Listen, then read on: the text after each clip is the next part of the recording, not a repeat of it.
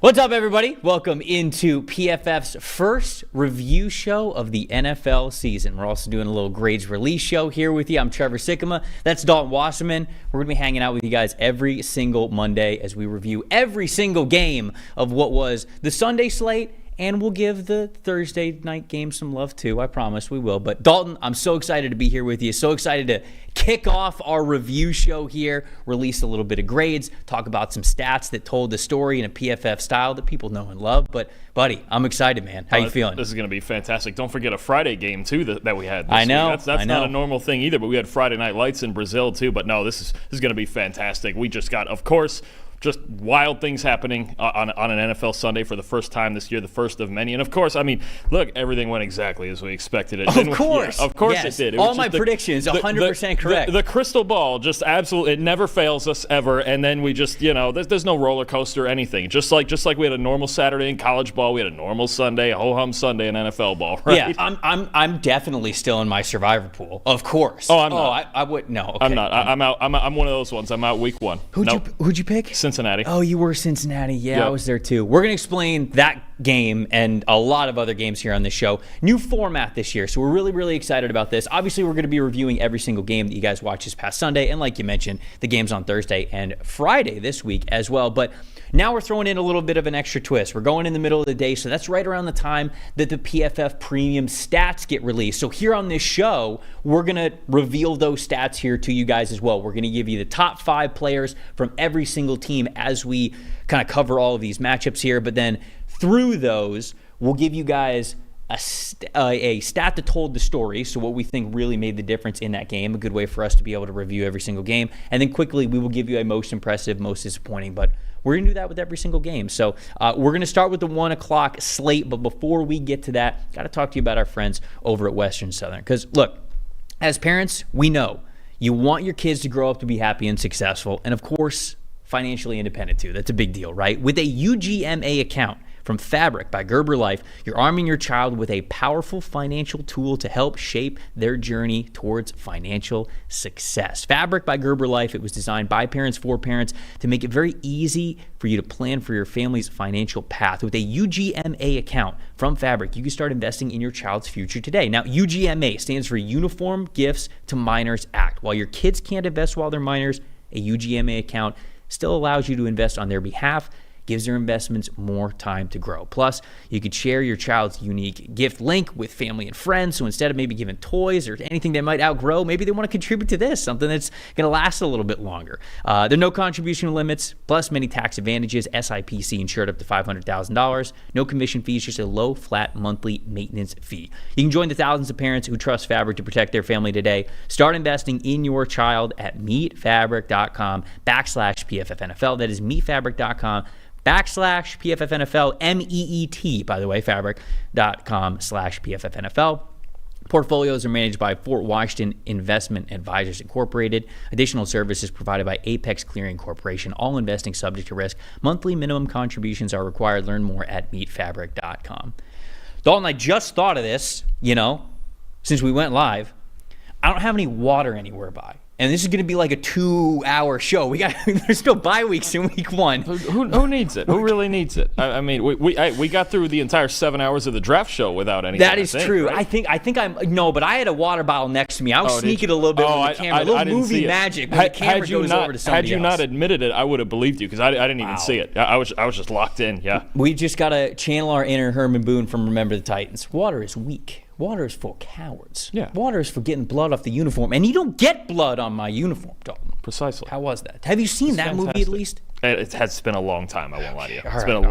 It's probably been 15 years since you guys are going to learn on on this show, Dalton has not seen a lot of movies, and we're going to get through that together. Not that I've seen a ton, but speaking of movies, What a movie it was. Steelers-Falcons transition. There we go, baby. There you go. Let's talk about it. Pittsburgh Steelers coming out on top. I don't think that this was a result that a lot of people were expecting, right? When you kind of, tongue-in-cheek said, oh, everything went according to plan. It never does in week one. I think this is probably one of those results. Of course, that's not to insult Steelers fans or the Steelers team at all whatsoever. It's a good football team, always has been under Mike Tomlin.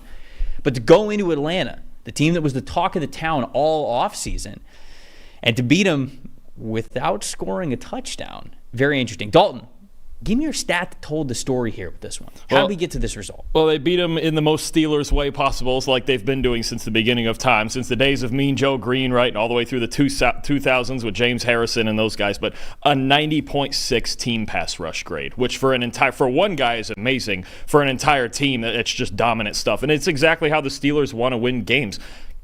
Pressured Kirk Cousins over 39% of the time. Yeah. A 57.1% pass rush win rate as a team. They were winning in the pass rush more often than they were losing. 5 players with multiple pressures, 3 sacks on Kirk Cousins. This is how the Steelers win football games. As long as TJ Watt is healthy, their front seven dominates games, and then the offense supports it, run the ball. Justin Fields played well instead of Russell Wilson, or really it's his team for the moment since he started week one, but this is how they win games. This is how they've always won games, right? We've seen this the last couple of years. Ever since Ben Roethlisberger left, they win with their front seven. They win with a dominant pass rush. They win in the trenches, and they get just enough from their offense. And you mentioned 6 field goals and no touchdowns. They do just enough. When you only give up 10 points, you don't have to do a whole lot. And when you're rushing the passer the way that they did and dominating an offensive line that was the 3rd best by overall grade in football last year. Yeah. An elite offensive line that they went in, especially on that right side of the offensive line, that they tore it to shreds. TJ Watt, Alex Highsmith, Cam Hayward, everybody in that front seven played well, especially on the defensive line. They were just dominant. They got to Kirk Cousins all day, and they disrupted everything the Falcons wanted to do on offense. No, I think that you're totally right. And, when we talked about the Falcons as one of the best offensive lines in football going into this season, their run blocking was a big reason why, especially last year, right? Very high run blocking grades across the board. Chris Lindstrom was once again the best run blocking offensive lineman in the game. And I think that some people said, okay, well, they're not as good in pass protection. And holy cow, we knew the Steelers' defensive line was going to be good. It obviously always is, spearheaded by TJ Watt, but Cam Hayward obviously still playing very well at an older age. You got Keanu Benton coming along, obviously Alex Highsmith, and so they were really just able to get after him, even more so than I think some people who might have had concerns about Atlanta's pass blocking group. Steelers just magnified that weakness entirely. I kind of want to stay with that matchup for my stat that told the story here. Kirk Cousins got to still be hurt, right? Not hurt as in, I think that he still has a torn Achilles, but very clearly they were protecting him in week one, because this is somebody who, on 33 dropbacks yesterday, Kirk Cousins, 0 play action plays and only 1 play from under center, and it was a spike in the 4th quarter. So obviously that doesn't really count. You look at what Kirk Cousins has been great at throughout his entire career. It's been that. It's been specifically a lot of play action under center, and they felt really uncomfortable, whether it was offensive coordinator Zach Robinson or Kirk Cousins himself. They were not comfortable doing that. I mean, last year's, you can't really use last year's numbers because Kirk got hurt, so it's not like a full sample size. But if you go back to 2022, Kirk Cousins in the Minnesota Vikings, they had the 3rd most play action attempts of any team. And if you go back a year before, it was a little bit less. I think it was right around the middle of the pack. But they had one of the highest passing grades with play action. So you think that this is a formula for Cousins and something that people talked about with him going into the year. They clearly were not ready to do it in week one. Yeah, no, absolutely not. And you would think they would need that play action game when you're a team based around a run blocking offensive line and Bijan Robinson. That's the wheelhouse, right? And that's where Arthur Smith tried to get this team to in the last couple of years. And now Raheem Morris and Zach Robinson, you would think this offense would be based around Bijan Robinson and play action, work Cousins in there. And I know, like you said, maybe he's not moving as well, but you could still go, I would think, with some straight drop play action, or even something in the shotgun or the pistol where he doesn't have to move a whole lot. But if you can't go away from it at all, it's very rare that you're going to win a game with no play action passes, because teams just have the easy 2-way go, right? Just either pin their ears back when they know we're passing, or just come up when it's running. Play action is really the middle ground between controlling safeties and controlling what defenses do. So week one for everybody. I totally forgot at the top to even list the top fives. You should have flagged me down. Do you want something funny about that? Our first grade release show on the college game, our first game, we did that. We did the same exact thing. You just forgot to get to it? We did. We got to through the Clemson-Georgia game, and we did the same. So it's just live TV. When you're breaking in new stuff, then you figure out the order. We did the same exact thing on the college show. I'll put that one on me because I've been through it before. But we got to it sooner. We didn't get through the whole game before. So yeah, so sped it up a little. This will be a decent transition to us. Top 5 players that we've got here for both of these teams. For Atlanta, it was actually on the defensive side of the football. Their top player, Nate Landman, their linebacker, 88.3 overall grade. Bijan Robinson, fantasy football owners rejoice. He had the second highest grade at an 87.0. You see a couple of defenders there, Troy Anderson as well, Justin Simmons, Ray McLeod kind of rounds it out with the top 5 overall graded players. Now, we'll repeat this a couple of times just so you guys can get familiar with it, but the way that we do this is we'll take these from Premium Stats. You can go see those if you have a PFF subscription, so you can go and see those as well if you want to a little before the show.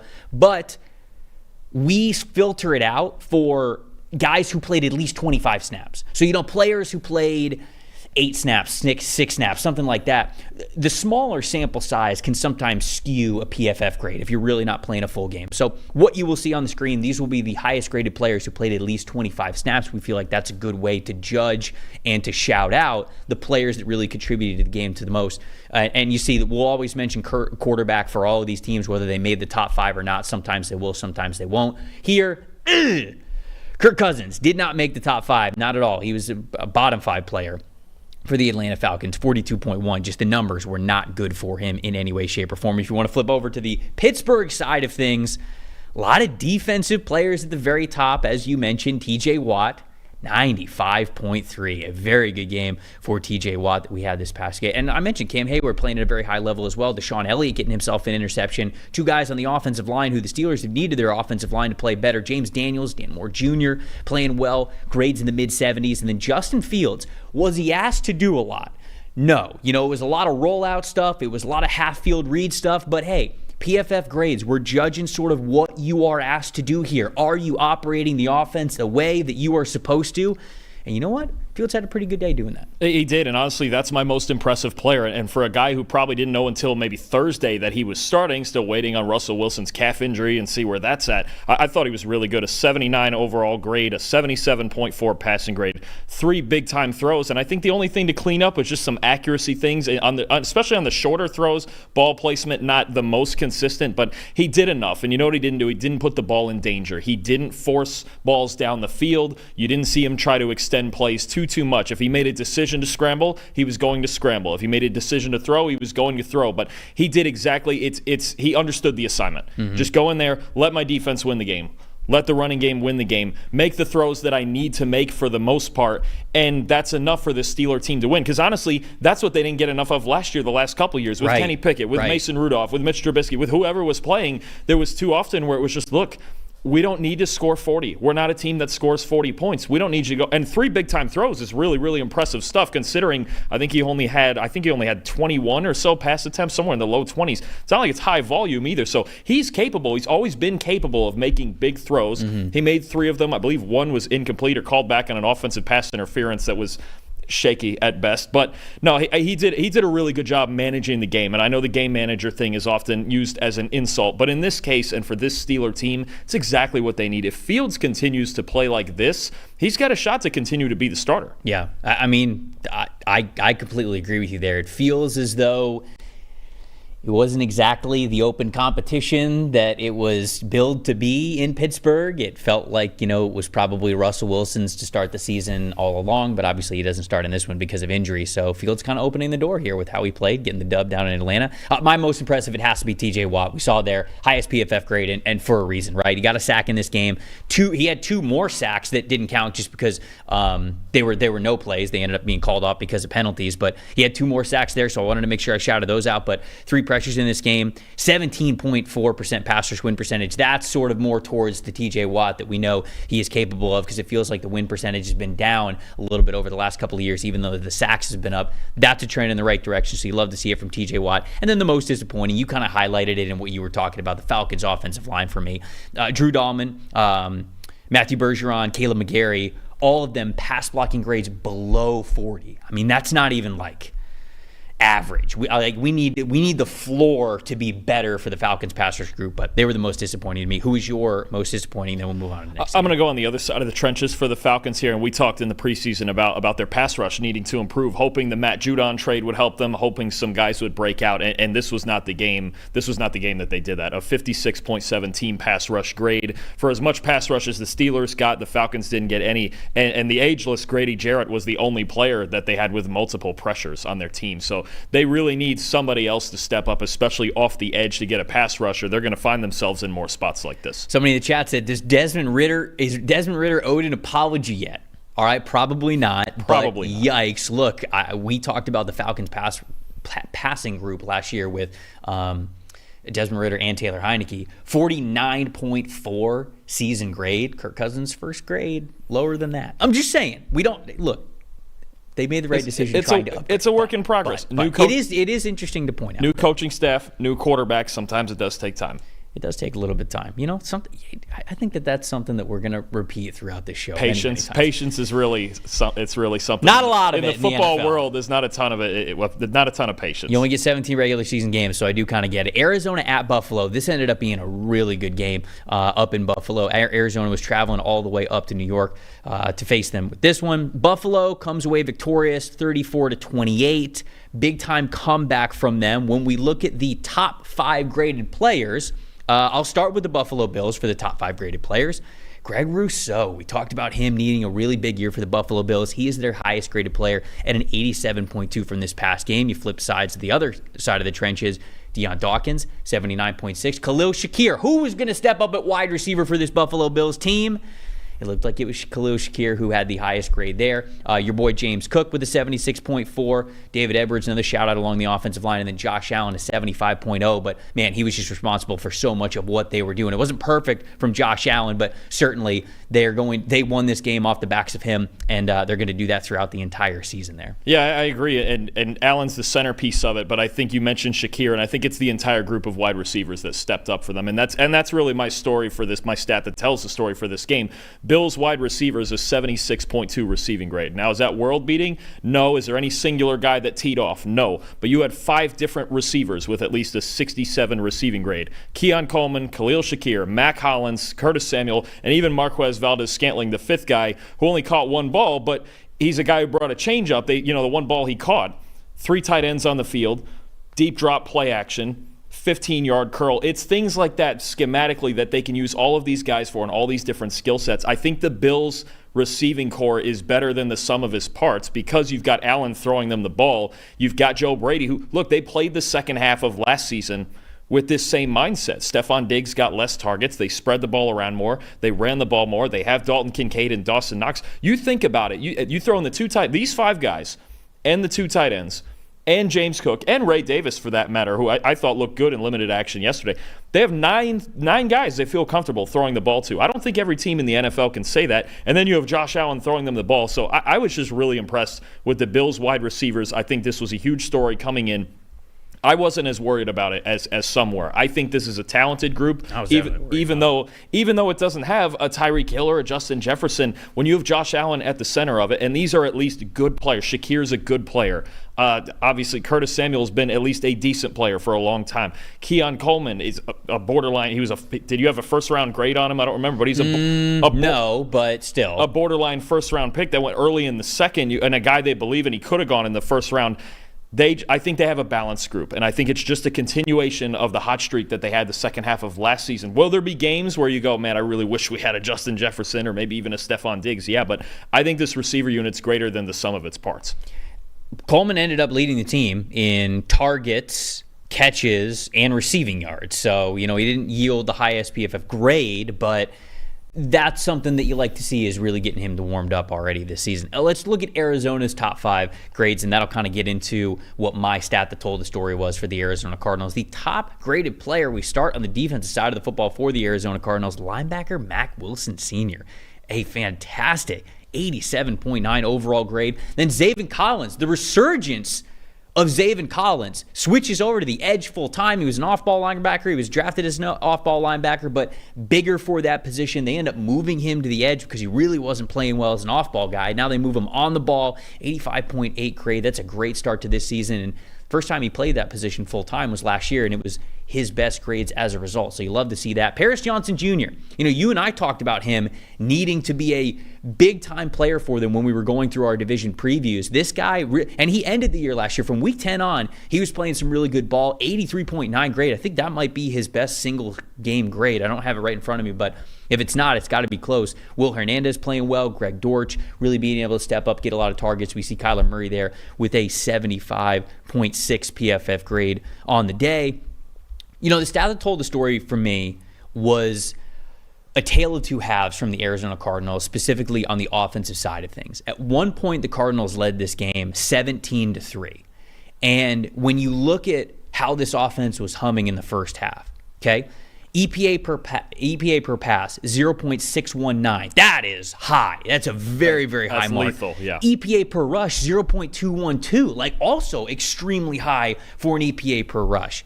Then you get to the second half, passing all of a sudden goes from a major positive for them to a negative 0.604, which is like truly opposite end of the spectrum. And then the EPA per rush, it was still all right. It was still in the positives. It was a 0.124. Shout out to James Conner for that. But it was just way too night and day for the Cardinals passing the football in the first half versus the second half.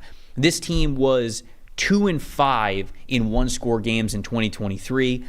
They played teams tight last year. I think they were very competitive, but this is something that you've got to be able to instill within the DNA of your team. You can't keep giving up these big leads. You can't be able to start the game well and not be able to finish it well. It cannot be that big of a gap between how well you're playing in the first half and how bad you're playing in the second. Teams adjust. I get it. I want to give the Bills credit for that, no doubt about it. But it can't be that vast from how they played. It was truly a tale of two halves from the Cardinals, and they've just got to be much better at closing out games and honestly playing with leads. And I think that that's something they'll be able to get more of as they are more talented this year, but it's going to be important for them. Real quick, most impressive, most disappointing, who you got? Give me our Bills' most impressive player, their highest graded player, Greg Rousseau. For a Bills defense that struggled a lot of the day, he was fantastic. 87.2 pass rush grade, 4 pressures, 3 sacks, and a strip sack of Kyler Murray.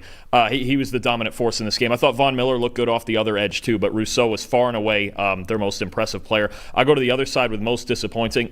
We did not see. We need witness protection or something from Marvin Harrison Jr. Dude, what happened? 3 targets, 1 catch, 4 yards, and a drop. And honestly, when I went and watched it this morning, there was a lot of plays where he was finding his way open. I don't know that Kyler Murray trusts him yet. It just, there's a lot of plays where it looks like Harrison is not the first read. He's on the backside as the X receiver, and it's just they haven't figured out how to make him the primary guy yet. I don't think it's just Harrison and some inability to get open. There's nothing about his ability that worries me. I think it's just they have to work him into the game plan more. And I just do wonder, he got basically no reps in the preseason. I believe he played three snaps in the preseason. I just wonder if there's some sort of just lack of live game action that plays a part in this, and needing to see him more, and then just needing to look to him more. I do think it's a team thing, but they're not going to win a ton of games with Marvin Harrison only making 1 catch for 4 yards. Yeah, people in the chat asking what Marvin Harrison Jr.'s grade was. 45.8 receiving grade from this past day. He had the most receiving snaps on the team. This is probably the most shocking part to me. Most receiving snaps on the team, and yet a wide receiver usage, or we call it threat percentage, of just 8.3%. Now, to just give you guys some context, if you are one of the top receivers on your team, you're getting something like within the mid-20s. Like guys like Justin Jefferson, CeeDee Lamb, Tyreek Hill, they can get in the low 30s sometimes. And so for Marvin Harrison Jr. to play 36 receiving snaps and only get 8.3% of a wide receiver usage, which is how often you are targeted when you are running routes, dude, that was very, very shocking to me. So I think that it's naturally going to be better for him, but I couldn't agree with you more. It just doesn't feel like he trusts him, because he was out there plenty for that to be the case, and it's just going to still be a work in progress there. My most impressive, you mentioned a little bit of it, Josh Allen. He has to be the most impressive in this game. I mentioned if the Bills are going to succeed this season with this roster the way that it is, he's going to have an MVP caliber season, and it felt like he took a step in that direction, certainly with a nice comeback win and to defend things at home. Another most disappointing, though, Dalton Kincaid, sort of the same story as Marvin Harrison Jr. This is somebody who we thought could really get the lion's share of the targets, and he absolutely didn't. 2 targets, 1 catch, 11 yards on the day. He had an even lower wide receiver usage percentage than Marvin Harrison did. 4%? You draft this guy in the first round. How's he getting 4% of the targets on the routes that he was running? I would have to go in and look at the Bills' personnel usage because a lot of it for Kincaid comes situationally. One, Dawson Knox is healthy, and Kincaid really emerged last year when Knox was hurt. And two, when that did happen, they were in a lot more 11 personnel, and Kincaid was the tight end in 11 personnel. So I'd have to look at how they – I think that's going to be a week-to-week thing. I think Kincaid is more of a fluky thing and kind of a game plan thing. And you're going to see somebody different, I think, on this Bills team every single week. I wouldn't be shocked at all if there's a week that could be, but 4%? Oh, no, you would think, especially against a Cardinals defense that gives up a lot, that he would get something. But I just think that's going to be the nature of this Bills offense. When you have 9 different targets you could rely on, somebody's going to get left short. And it was this week for Kincaid. But I would expect that there's a week coming soon that he'll have 100 yards because he's really talented, and we saw it last year. All right, let's move on to the next one. Tennessee at Chicago. Caleb Williams starting off the new era in Chicago with the dub. 24-17. Maybe a little bit more on the defense than Caleb Williams, but let's talk about Chicago. We can take a look at their top 5 players, and I mentioned it's probably a little bit more because of the defense because, buddy, we got a clean sweep here in the top 5 players for the Chicago Bears. They are all on the defensive side of the football. Cornerback Jalen Johnson led the way with an elite 92.3 grade, incredible season last year. Got a new contract, and he is showing that he is worth that with a grade like that to start off the season. You got 2 edge rushers, Jarrell Taylor, DeMarcus Walker. They were next to 78.6 and his 76.1. Number 4, it's Tyreek Stevenson, the other corner who, man, again, we talked about this when we went over the Chicago Bears. If Stevenson has a nice second year as a bounce-back player, because it's a little bit of a struggle as a rookie, but if he bounces back, this is a nasty secondary. It's tough to find holes in the secondary if Tyreek Stevenson is playing well. Got off on the right foot with a 74.9 grade. Number 5, linebacker TJ Edwards getting a 73.3. And then you see Caleb Williams, who we will get to a little bit more, 47.4 overall grade this past week. But hey, a dub is a dub is a dub, right? So did you have something on Chicago, or are you going to Tennessee? Because if you're going to Tennessee, I'll go to the top 5 for the Tennessee players. Yeah, I'm going to Tennessee if you want to go to that, yeah. Okay, all right. So let's go to Tennessee. So the top 5 players for the Tennessee Titans, flipping right over. Amani Hooker, their safety, 88.0. T'Vondre Sweat, he was all over the field, man. He was flashing all over the place. 77.7 is number 2. Linebacker Kenneth Murray, a 67.8. Number 4, cornerback Chidobe Awuzie at a 67.1. And then guard Dylan Radins comes in at number 5 with a 66.6. Will Levis, a forgettable day against the Chicago Bears. 45.2 overall grade there for Levis. So what's the stat that told the story here for you? I'm assuming that it's on Tennessee's side. It's just a second-half implosion, Trevor. 3 second-half turnovers plus a block punt that was returned for a touchdown. They had this game wrapped. They had a 17-0 lead late in the first half, a 17-3 lead at halftime.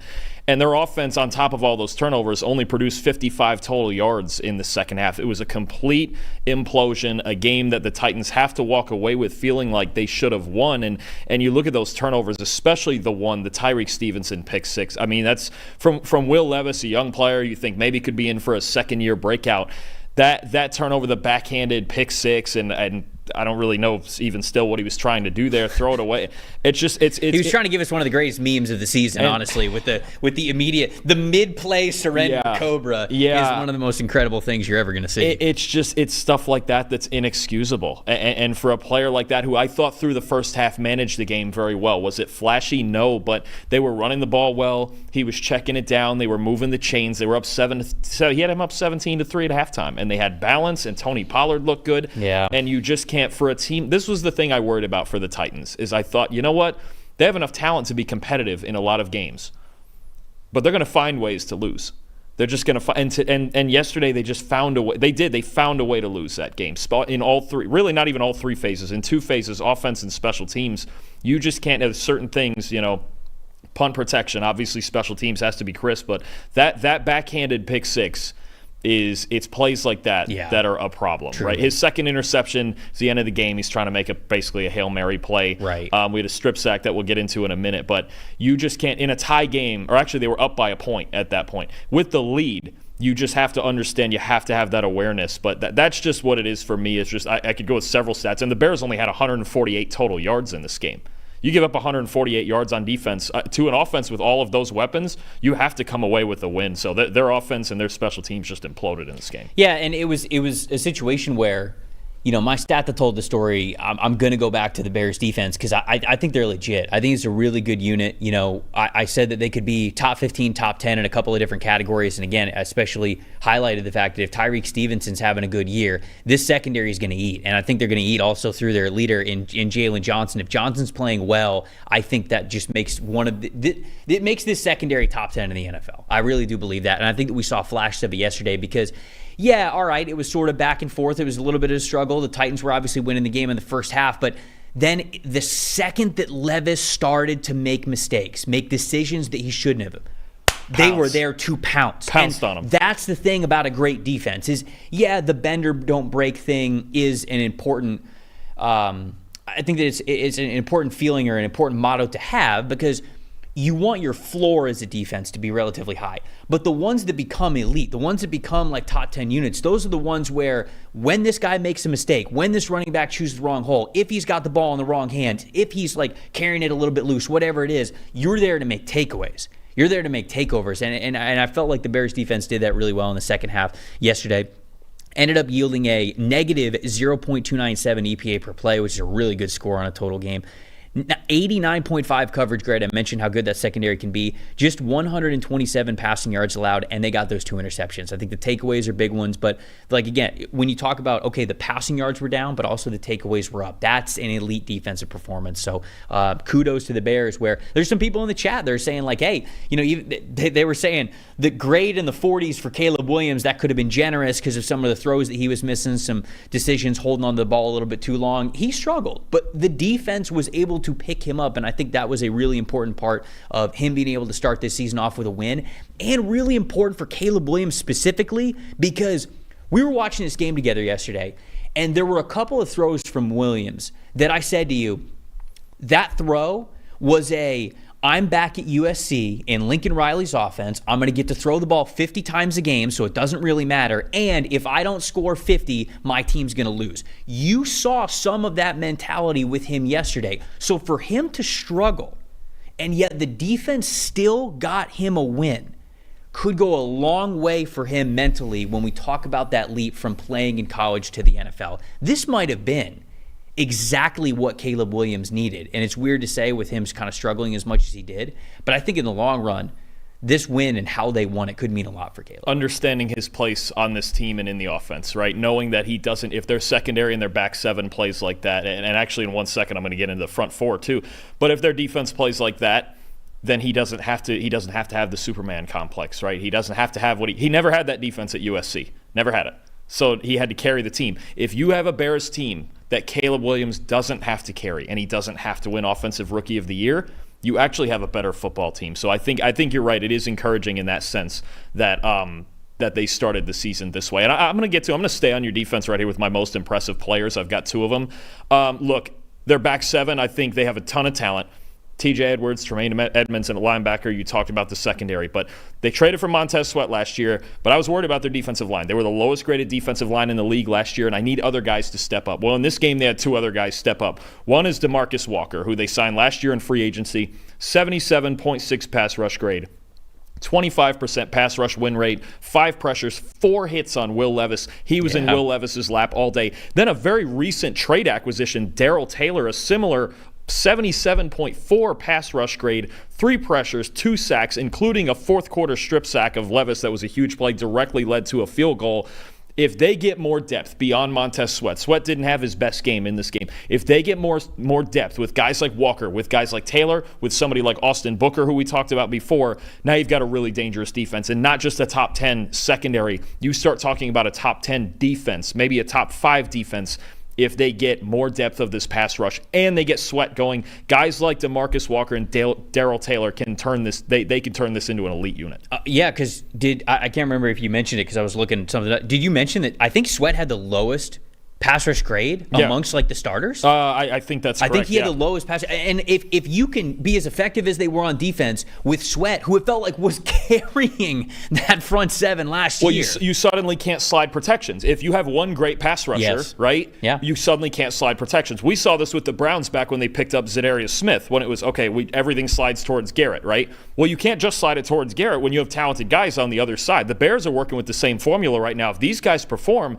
you'll see in future weeks now, then Montez Sweat stats will start to come back because he's getting one-on-ones now. But guys like Walker and Taylor winning one-on-ones are going to be massive for this team, for this pass rush. One, to get the depth and threats from all sides, and two, so you just can't slide protections. It's going to be huge this coming week against Houston. Having that depth instead of just one guy who Laramie Tunsil is going to shut down or whatever, that's massive. The depth in the pass rush, in a team's pass rush, needs to get talked about as much as just that one guy that they have, that star player. Real quick, most disappointing, because then I'll get to my most impressive and disappointing. I actually just have both quarterbacks. Okay. It was an ugly game for quarterbacks. I mean, it was a struggle. Will Levis, 29.9 passing grade, 3 turnovers, especially the interception on the back end was just bad. And for Caleb Williams, struggles working downfield, just 2 for 6 on 10-plus yard throws. And I thought it was interesting, just 9 for 21 on throws to his first read. I think just picking up things a little bit quicker, like even in the preseason, he had an extremely long time to throw. He was leading the country in time to throw, I think a couple of times when he was at USC and even in Oklahoma. Speeding up the process and getting those reads and just getting your feet set and making those first read throws, because that's where most of your throws are going to. So speed it up, make accurate throws in a little bit more of a rhythm, and he could get better. My most impressive, Jalen Johnson, I already mentioned, stud, 92.0 coverage grade. 3 targets, 1 reception allowed. It went for -2 yards, had a forced incompletion, had an interception. He was absolutely locked down. And then the most disappointing, honestly, was Keenan Allen. Like, I thought this chemistry would be a little bit better, especially as the veteran in the room. Now, obviously, you got DJ Moore, who's a veteran himself, but Keenan Allen's been doing this a long, long time, and I felt like his chemistry with Caleb Williams would be a strong one. He only caught 4 of 11 targets on the game. He had a 28.4 wide receiver usage threat. So they were trying to make this happen, and it just was not yielding any results. Only 29 receiving yards and a 58.7 receiving grade for Keenan Allen. So looking for that to be a little bit stronger moving forward, especially because it seemed like that was a part of their game plan, and they kind of need that to be something moving forward. So next game we're getting to, the one that everyone saw it coming. If you're in a survivor pool, there's probably a coin flip chance that you're now out because you probably picked the Cincinnati Bengals. Hello, me, and also Dalton. New England coming to Cincinnati, getting the big upset. Good for Jacoby, first and foremost. Good for Gerard Mayo, too. Good for Gerard Mayo. Shout out to those dudes. I think a lot of what we're going to talk about here is obviously like Bengals negative because we figured that they should have won the game even with, T. Higgins out and everything like that. But hey, shout out to the New England Patriots. Let's take a look at them, though. Let's look at the 5 highest graded New England Patriot players from this week, starting on the defensive side of things. Keon White. Elite 90.3 grade. Believe you had him as your shout out, sort of like breakout player for them when we were going through the division. So off to the right start here for Keon White. 2 corners, Jonathan Jones and Marcus Jones are next. Jonathan Jones with an 86.1 overall grade, Marcus Jones an 80.2. Linebacker Jelani Tavai got a 78.7. And then 5, the lone offensive player in the top 5, it's running back Ramondre Stevenson with a 75.4. Jacoby Brissett, the end of the day, 62.8 overall grade. And then let's just flip over to the Bengals because I think that's where a lot of our conversations are going to start. So the top 5 grades for the Cincinnati Bengals. We start at the linebacker level. Logan Wilson had an elite 92.5, but outside of him, it wasn't the best day for a lot of these guys. Number 2, Cordell Volson, he had a 79.0 grade. Number 3, wide receiver Jamar Chase earned a 73.9 grade in this game. Orlando Brown Jr., their offensive tackle, had a 72.6, and then defensive tackle Zachary Carter, a 72.5 to round out the top 5. Joe Burrow, 62.9 PFF grade in this game. Dalton, what is your stat that told the story here from this one? For me, I got a little concerned about this game when they announced that T. Higgins was out. And obviously, you already had Jamar Chase's issues with his contract and limited practicing, I think, for like 3 days, right? So we already had those questions all of a sudden going in about wide receivers, and those questions were fully warranted. Look, Jamar Chase was their only player with over 30 receiving yards.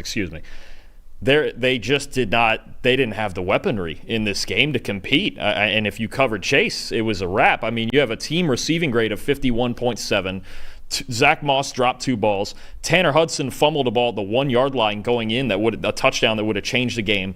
Nobody as a receiver forced a missed tackle. Nobody, not one. And it's just, you have T. Higgins is out. Tyler Boyd went to Tennessee. You've got young players like Andre Iosivas and Charlie Jones trying to step up. You have a bunch of young tight ends and Tanner Hudson. You have 2 rookie tight ends I don't even think that played at all. And you just need to find something. Your offense can't just be, on top of the fact that Joe Mixon had a great day in Houston. And not great. Not great optics there. Yeah, I mean, it's not. I mean, you have Zach Moss and Chase Brown. Zach Moss comes in and drops 2 balls. Joe Mixon was a relatively reliable receiver. This team cannot just be Jamar Chase and trying to find yards otherwise, because even Joe Burrow can't overcome that. He was protected reasonably well yesterday, and it's better than we've seen some days out of the Bengals, right?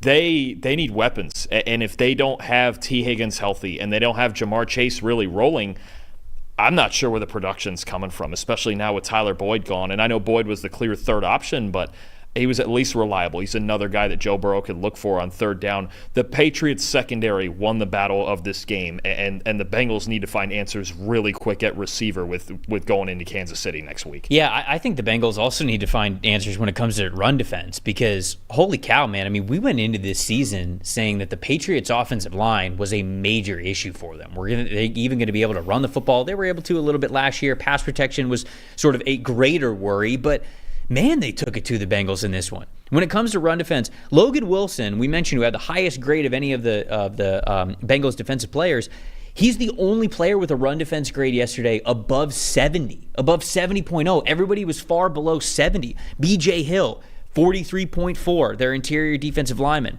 Sheldon Rankins, 57.2 run defense grade. I mean, it's got to be better. And even from just a holding the line of scrimmage standpoint, Patriots, after all of the games, they're now first in the league. Obviously, we have one game left. We got Monday Night Football left. But as of right now, they are first in the league in missed tackles forced, 13, which is a lot. And they're third in yards after contact. So the Bengals were not only missing tackles and like giving up yards on the ground via missed tackles, they were giving up yards after contact as well. Like it was all bad from the Bengals yesterday.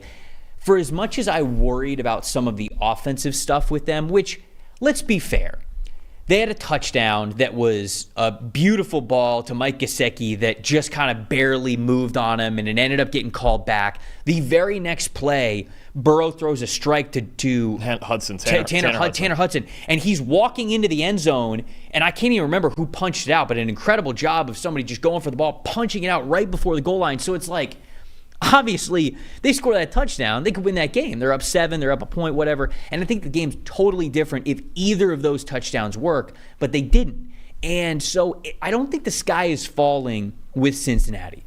But it's a very frustrating game knowing that, yeah, they don't have Joe Mixon anymore. Yeah, they don't have DJ Reader anymore. Yeah, they didn't have T. Higgins.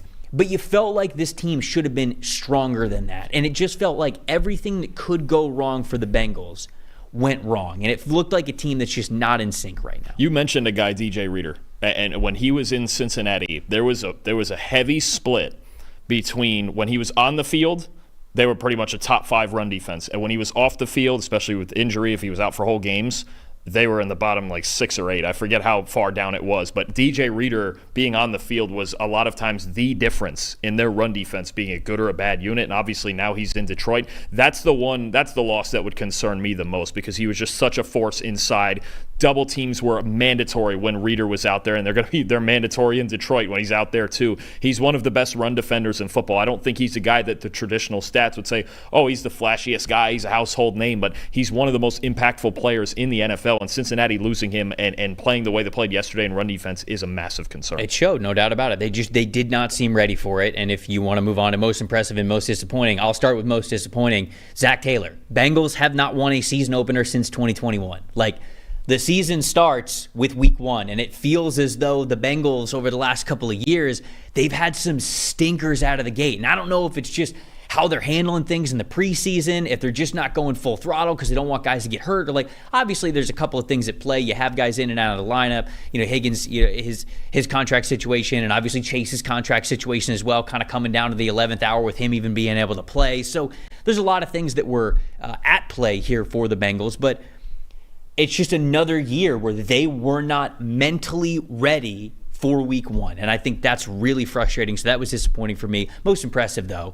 I'll just round it out, Ramondre Stevenson. I talked about, hey, the Bengals' run defense has to be better, but we got to give Ramondre Stevenson some credit because as the Patriots were faltering last year, he felt like the one guy who was like, all right, maybe they won't get blown out too much this week because they got Ramondre Stevenson. This week, 120 yards, 118 of them came after contact.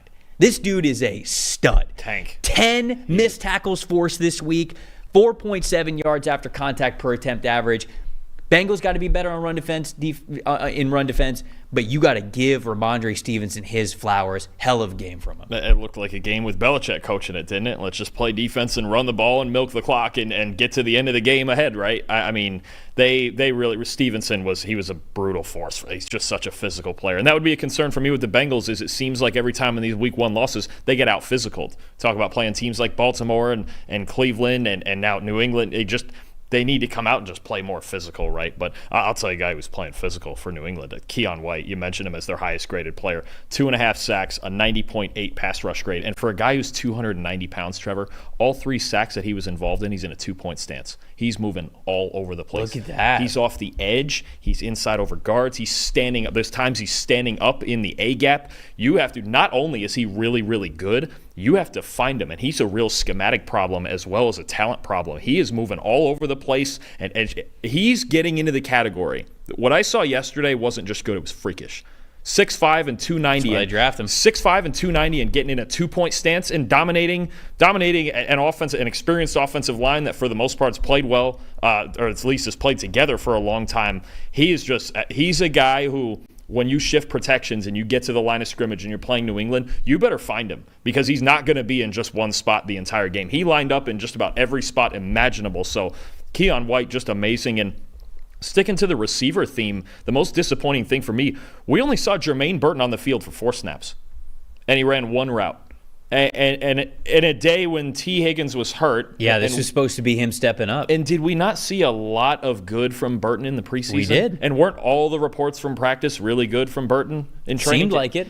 It feels like everything was coming up Burton. Yep. And we get to the first game with T. Higgins out and the Bengals struggling, and he plays 4 snaps. So I'm curious what went into that exactly and why.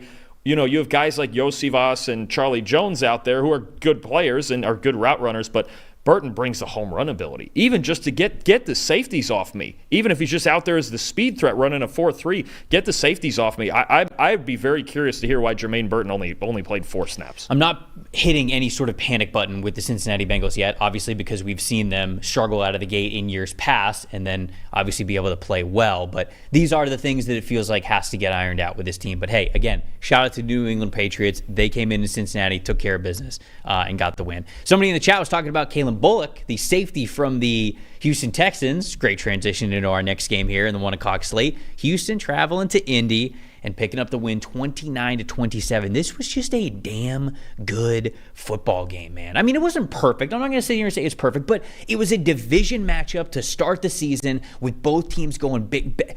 These two teams always play games like this, no matter what players are on the field. So much fun to watch. And again, it wasn't a perfect game from CJ Stroud. It wasn't a perfect game from Anthony Richardson, but you had the wow moments. You had good things on both sides of the ball. It was a lot of fun. Let's start out with the Houston Texans who got the win and look at their top 5 players. Wide receiver Nico Collins, who is coming off an incredible season that he had last year. 82.7. He was the highest graded Houston Texan in this past game. And there he is, the aforementioned Kalen Bullock, number 2 on this list. 82.3. The rookie got himself an interception this past week. Linebacker Henry To'o as a 78.2 at number 3 overall right there. Joe Mixon coming in at number 4. I know this is 5 and 4. I think that's actually my bad. I think I typed that incorrectly on Google Sheets. So don't blame the production crew. Blame me. Got Joe Mixon. Great debut here for the Houston Texans.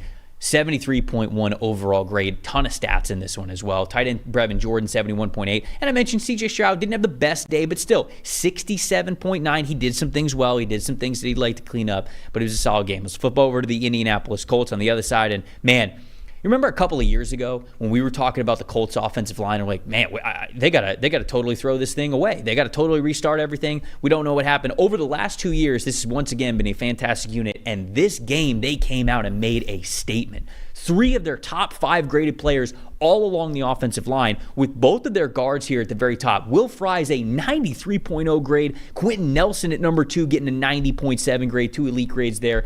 Alec Pierce on the receiving end of some Anthony Richardson bombs at number 3 here at an 85.4 overall grade. Go back to the trenches for Bernard Ryman as an 82.8 at number 4. And then in the defensive side of things, Kenny Moore, their slot defender, 80.3. Anthony Richardson getting a 76.2 overall grade in this one. What is your stat that told the story here, Dalton? I want to stay on Richardson because we, as a passer, we got the full Anthony Richardson experience. The 114 yards and 2 touchdowns on those 2 big-time throws. One of the great throws that we're going to see this season on the first one. Just a 65, 70-yard bomb falling away. I think Josh Allen's he might be the only other guy in football that could make that throw that he made.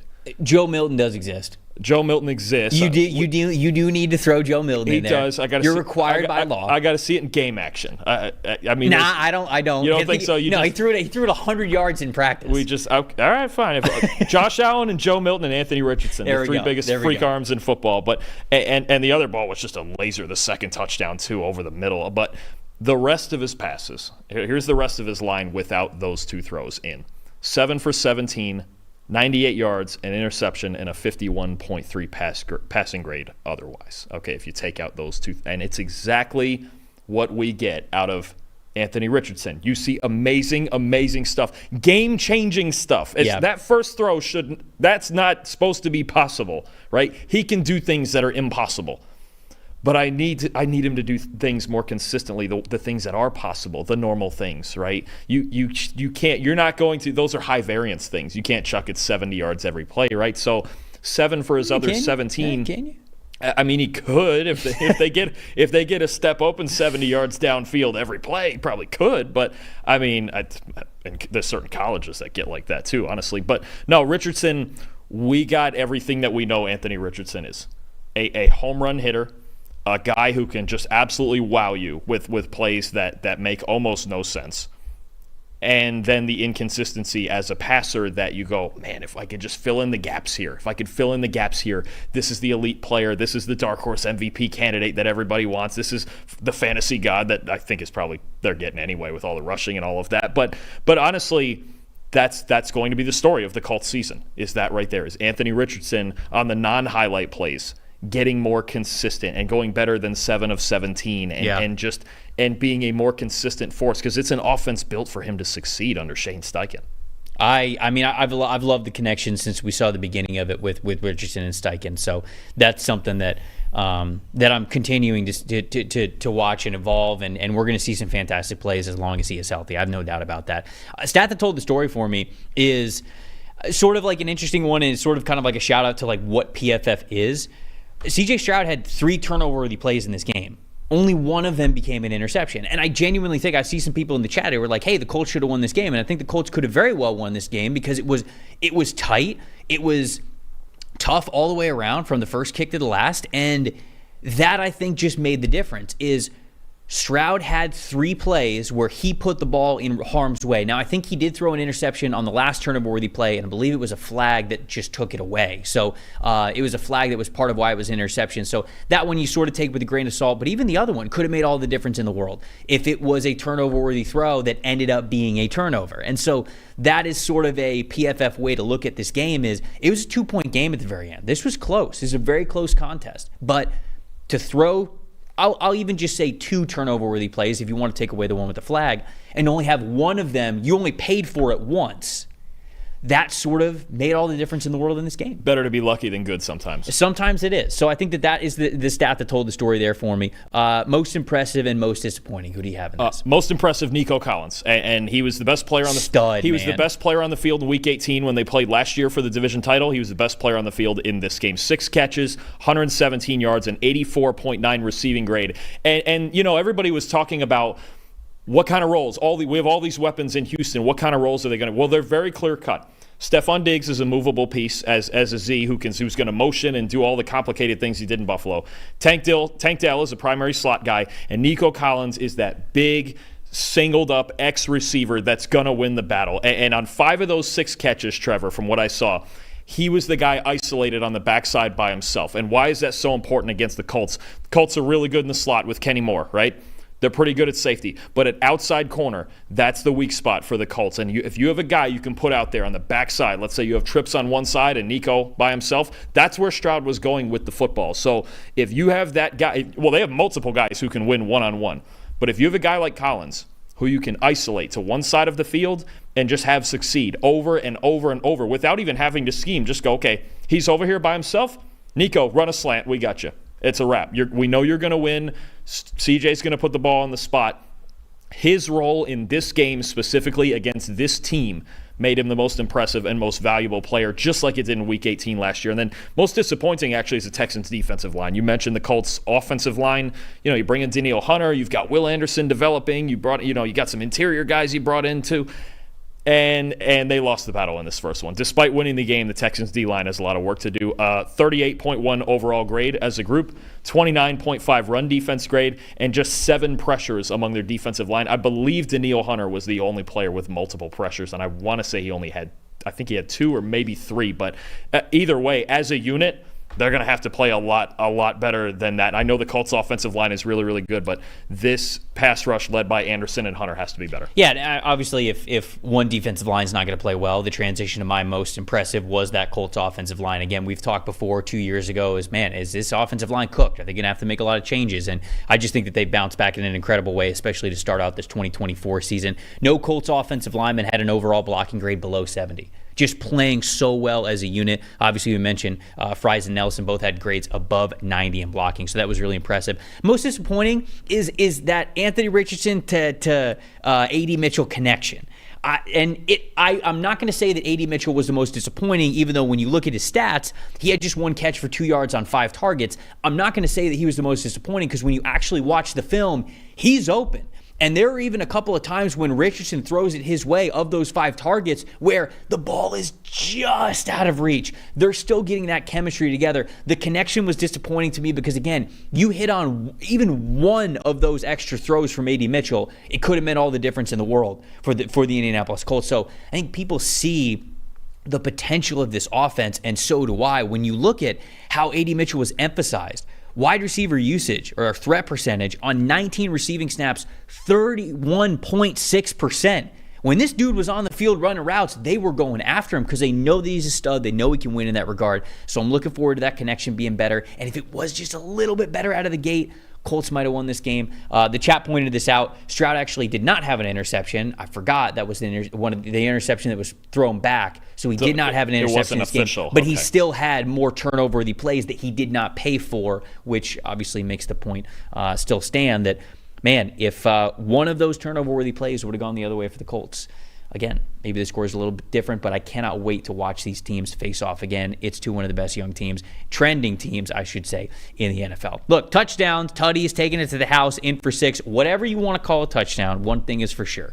Touchdowns matter more at DraftKings Sportsbook, an official sports betting partner of the NFL. If you're on the ground, in the air, special teams, defense, whatever, we don't care how you score them.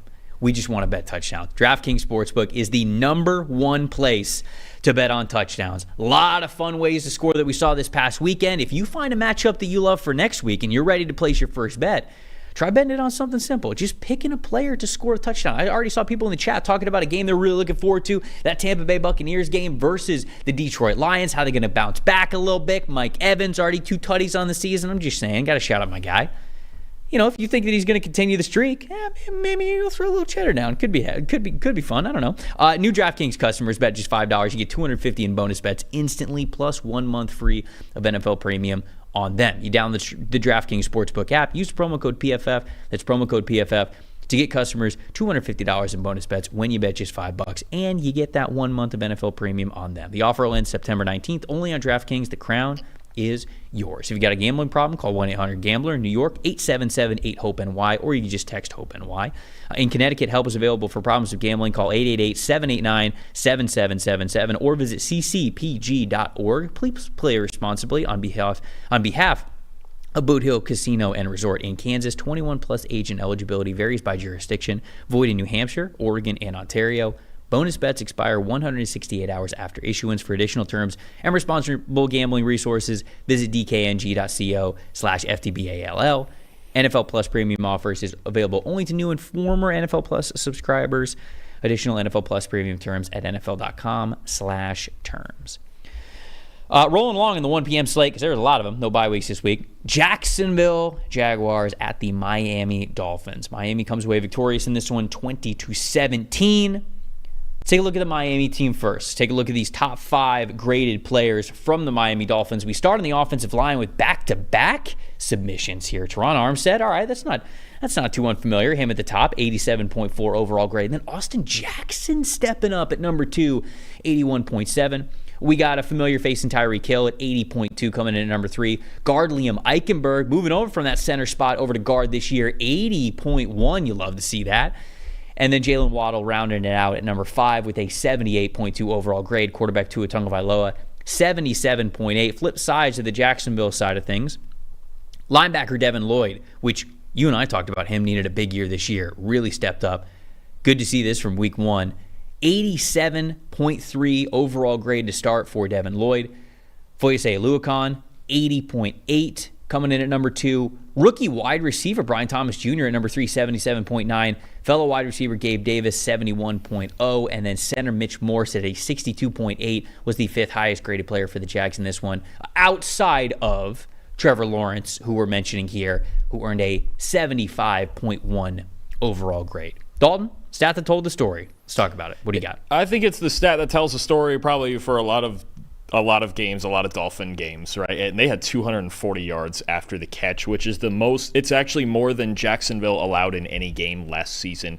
Tyreek Hill, Jalen Waddle, Devon Achane, just nightmares to tackle. It's that simple. You have such a hard time tackling this so fast. It's a team built on speed. It's a team built. It's almost like sometimes they're playing basketball out there. Just get it out there and just let them run, right? It's just. That is the way the Dolphins got back in this game after falling behind early was get the ball in our playmakers' hands, let them make plays after the catch. Eventually, Tyreek Hill's going to break one because he always breaks one. 80-yard touchdown that really flipped the game on its head. This is the Dolphins. This is just what the Miami Dolphins do. And another thing, too, the Jaguars, they allowed the 6th most yards on screens last year, and the Dolphins ran 12 screens for 75 yards. So Tua got rid of the ball quickly like he always does. They had a ton of yards after the catch. 240 is just insane. I mean what they can do with all of the speed in their offense makes them lethal against any team. And once again, as it did for a lot of games last year, if you don't tackle the Dolphins, that's going to be the difference in the ball game. So that's what it was for Jacksonville eventually. Obviously got ahead early, played a good game, but if you can't catch up with this speed, you're going to have an issue. You know, my stat that told the story here for the Jags, and obviously that's a big one. I think people are going to look at this game and look at the fact that the Jags really should have won this one. They had, what was it, a 92.3% chance to win the game with 3 minutes left in the third quarter. I mean, they really should have had this one. But I don't want to say that the Jags aren't good at holding leads because I believe the stat is they were 9-0 last year when they were holding double-digit leads. So it's not a team that blows the leads all the time. But when I was doing some further research on it, when I went and found that, and then I was kind of looking a little bit further, third down and continuing drives is something that sort of plagued them, which is not great. When you look at the Jags on third down last year, 38.16 conversion percentage, which was just 17th in the NFL. 63.8 overall grade on third downs, which was 26th in the NFL. Negative 0.140 EPA per play, which was 25th in the NFL. And against Miami, they were 2 for 10 on third downs. So this is now becoming a bad trend for Jacksonville, who I don't think has this, again, I don't think they have this choking culture, but they need to figure it out on third down specifically so that when you get the lead, you can continue to sustain drives. Because it really doesn't matter whether you're coming from behind, whether you're trying to protect the lead, whatever. You've got to be better on third down than what they were last year and certainly what they were against Miami. And I think that really is a big catalyst for why this game got away from them the way that it did. Now, of course, the ETN fumble, it was just like the worst way to do it. They were about to scamper in for another score and probably put the game away. So that happening, then a massive bomb to Tyreek Hill immediately after that. The game script and everything completely changes within 2 plays. But that's sort of what happens when you play the Dolphins. Yep. So it's just like you said, like they have the players that in an instant they can totally change the game on you. And Jacksonville, even after that happening, still had an opportunity to really get within themselves and play well, convert a couple of drives, sustain some drives there, and they just weren't able to do it. So the takeaway for me and the stat that told the story is that once again, Jacksonville was not as good as it needed to be on third down. And I think that's an important thing moving forward for people to really buy into the Jags and Trevor Lawrence and everything around them moving forward, is they've got to be able to sustain those drives better than that. Yeah, I completely agree. I mean, like you mentioned, you have a team that can change a game in the snap of a finger, right? And when you're playing a team with those type of weapons, home run hitters, the best defense for them is keeping them on the sideline. You have to sustain drives. It's great to play great defense, but the stress that puts on your defense every single play against number 10, against number 17, against Devon Achane, it's too much for a defense to just do themselves. You have to sustain drives. You have to win time of possession and do the things to keep them on the sideline. My most impressive guy, I'm going to go back to Miami here. Not only is it most impressive because he was their highest graded player, but most valuable, it's Teron Armstead, their left tackle. And I know I don't think I can express enough the difference when Teron Armstead is playing versus when he's not. You know, he's had some injury troubles the last few years, but especially, and anybody could sit here and tell me, well, yeah, he's their starting left tackle. Duh. Like, they're paying him a ton of money. He's great. He's Pro Bowl. Like, all that stuff. But maybe for this team more valuable than anyone, because when he's hurt, their offensive line's a disaster. And when he's in there, they're pretty good. And drop back pass protection is so big for them. Yes, Tua gets rid of the ball quickly, but in times when he has to hold it, they have struggled in the past to protect him. Armstead gave up 1 pressure on 44 pass blocking snaps. That's spectacular. And you saw it with guys like Austin Jackson and Liam Eichenberg, where the effect that he has on the other 4 guys and what he can do blocking individually one-on-one against maybe a team's best edge player on the blind, or not on, actually Tua's front side being a lefty. Okay, on the front side, cool. Good catch. Where it's like, that it changes everything for the team. So him playing that well, I think for this one it goes into more of a most valuable category for me is Teron Armstead. And I'm just going to flip that the other way real quick with my most disappointing. That's Jacksonville's defensive line. Look, Josh Hines-Allen had 4 pressures. The rest of their defensive line had 4 pressures. If Hines-Allen is going to be over Armstead or over somebody else, fine. I need somebody else. I need Eric Armstead to win inside. I need Trayvon Walker to show us why he was the first overall pick. Because if Hines-Allen is going to be out there by himself rushing the passer, again, we mentioned it with the Bears, how just as important as your star player is the depth. And the Jags have a superstar pass rusher in Josh Hines-Allen. If nobody else steps up, it's going to be a long year for their defensive line. I would expect Armstead to be better, but I also need a guy like Trayvon Walker, and it's something you mentioned in the preseason as well in our Jaguars preview.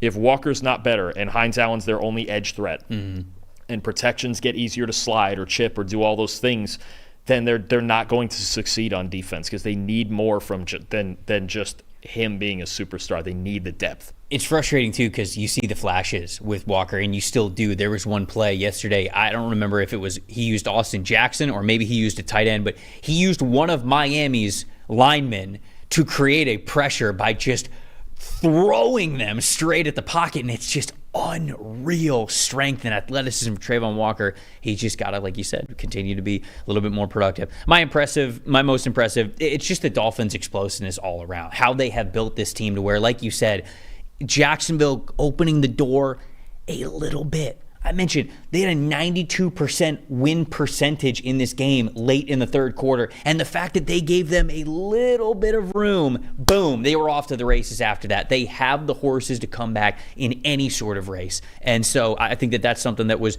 just once again extremely impressive about Miami and how they have built their team. Disappointing a lot of Jags, I think, unfortunately, I think Christian Kirk is kind of one of them. Somebody in the chat, Riles, pointed this out. 2 drops on third downs from Christian Kirk. And when you're getting most of the looks on third down, he led the team in wide receiver usage and threat percentage on those third downs. You can't have those 2 drops. If they're going to rely on you, you got to be able to haul it in. But my other most disappointing was Andre Sisco as well. Safety, he's on the back end. He was unfortunately part of a couple of those explosive plays for Miami. So those are 2 guys that really have to be better as the season moves on. This one's going to be interesting. We're going to have to dig in this one pretty deep. Carolina Panthers at New Orleans Saints. New Orleans comes away with the win 47-10. And somehow it was uglier than the score even indicated for the Carolina Panthers. Let's take a look at the good before we get to the Panthers.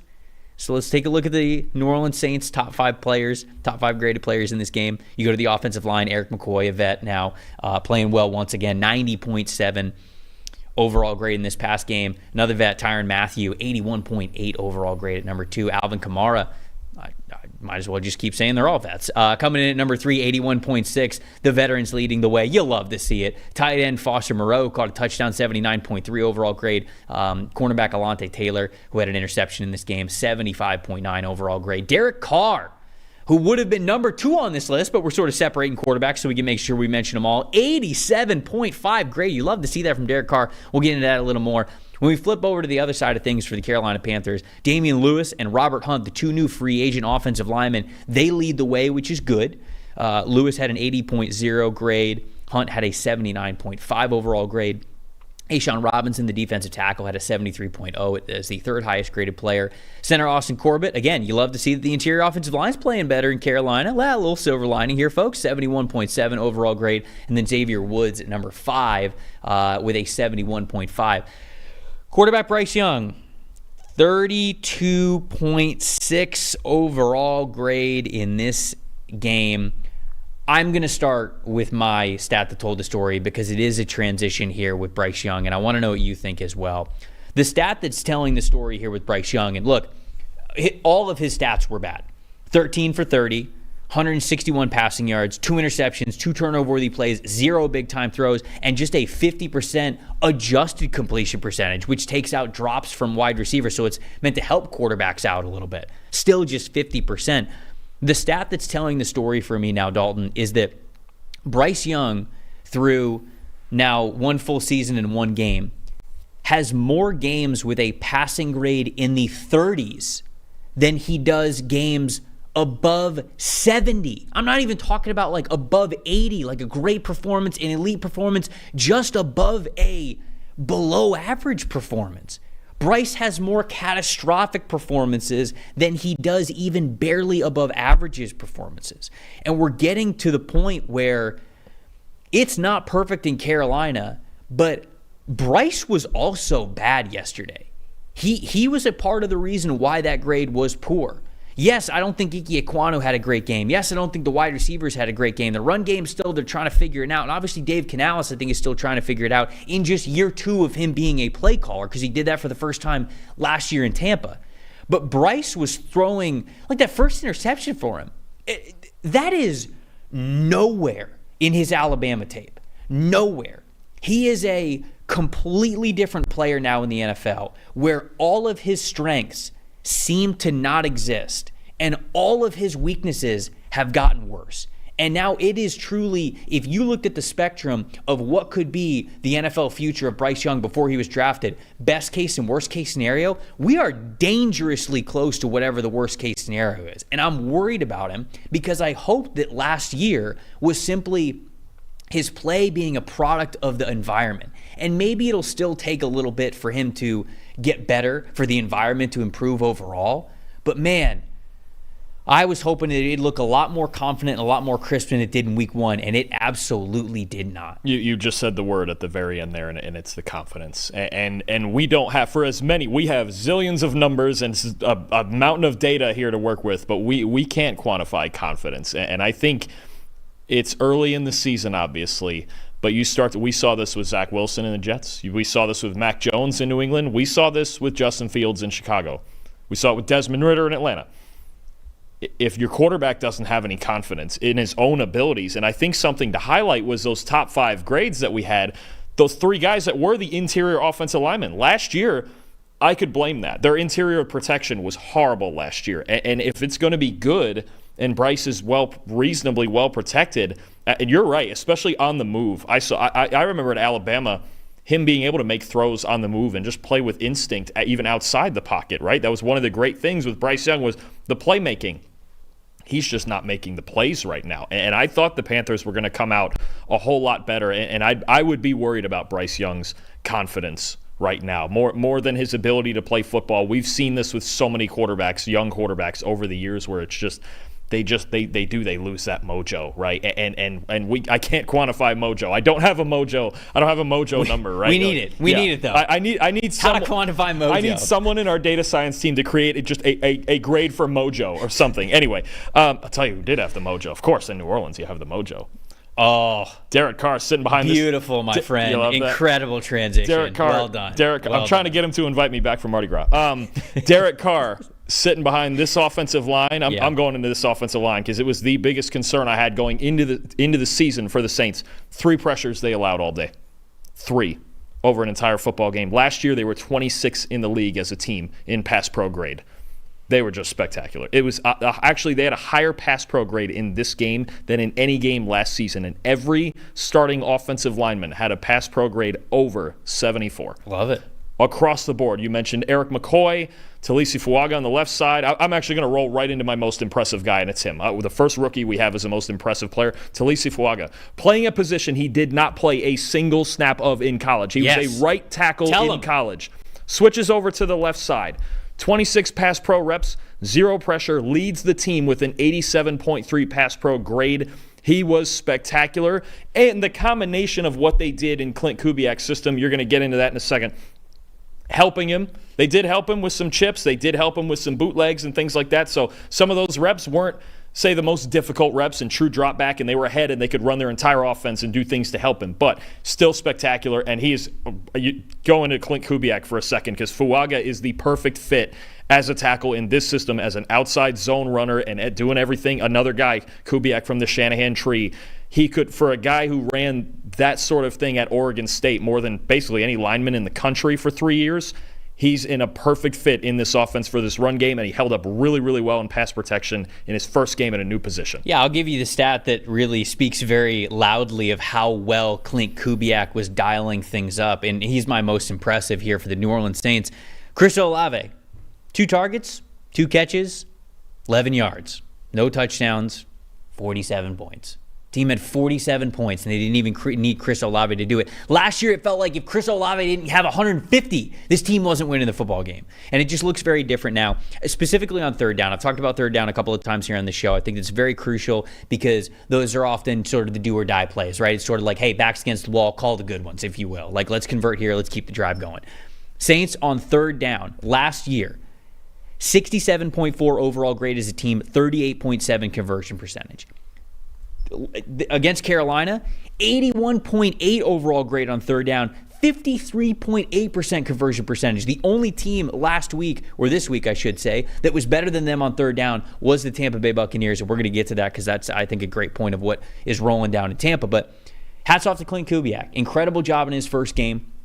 I think that he had Derek Carr playing very confident, the whole team playing confident, and unfortunately my most disappointing is on the flip side of that. It's Dave Canales. The team was not ready. The Carolina Panthers were not ready in a lot of ways. I mean, you even got your stars on defense like J.C. Horn, just absolutely getting burnt. Now, I need to go back and watch the coverage because I don't know if it was like single coverage for him. He should have been a lot closer, whatever it was. But like Rashid Shaheed just right out of the gate. Horn was the closest defender. So, I mean, it did not look good for the Carolina Panthers at any point in time. And this was a group that did not play their starters very much this preseason. And I remember going throughout the preseason and asking the question, well, hold on here. I know you don't want these guys to get hurt. This is a team that needs You're reps. The Carolina Panthers. Yeah. Like, you're not the Kansas City Chiefs. You got to be playing these guys. These guys got to get reps. And they looked like they did not get enough reps. And I think that was a blundering of how they handled training camp at the preseason, and I think they paid for it. And losing to the Saints a lot worse than they should have. So. I agree. And my most disappointing, I'm going to flip it from, we talked a lot about their offense, but their offense, I figured there was a chance with Bryce and a lot of new pieces that there was going to be some time to gel. This defense is supposed to be the better unit on this team, and a 49.8 team defense grade. They only had one game lower than that last year. So we're not ready. Defense, we're not ready. I'll say it over and over. Their defense was a respectable unit last year. It was like a decent defense that kept them in a good number of games. They won't win at all. Even if Bryce gets better, they won't win at all with their defense playing the way it played against New Orleans. So Dave Canales, Ajiro Avero, again, I thought it was great that he kept him around because I thought this was going to be at least a decent defense. Again, they kept a lot of the same pieces. You have good players. You have Derek Brown. You have J.C. Horn. You have good linebackers. It's pretty much all there is to it. Is on both sides they didn't put anything together. And I was more disappointed in the defense because I thought that was still going to be the better unit on their team, especially early in the season. Yeah, a lot of people pointing out in the chat, hey, they were playing the Saints, they were playing a bad team in the Panthers, but hey, you can only play the team that's on your schedule every single week. Take care of business. The Saints absolutely took care of business, so I still want to give them their flowers there. They deserve it. We'll see next week. I don't even know who their opponent is next week. We'll get to that in a second. Next game I want to get to, though, Minnesota Vikings at New York Giants. Minnesota convincingly wins this game, 28-6. It felt like it was not even close at any point in time.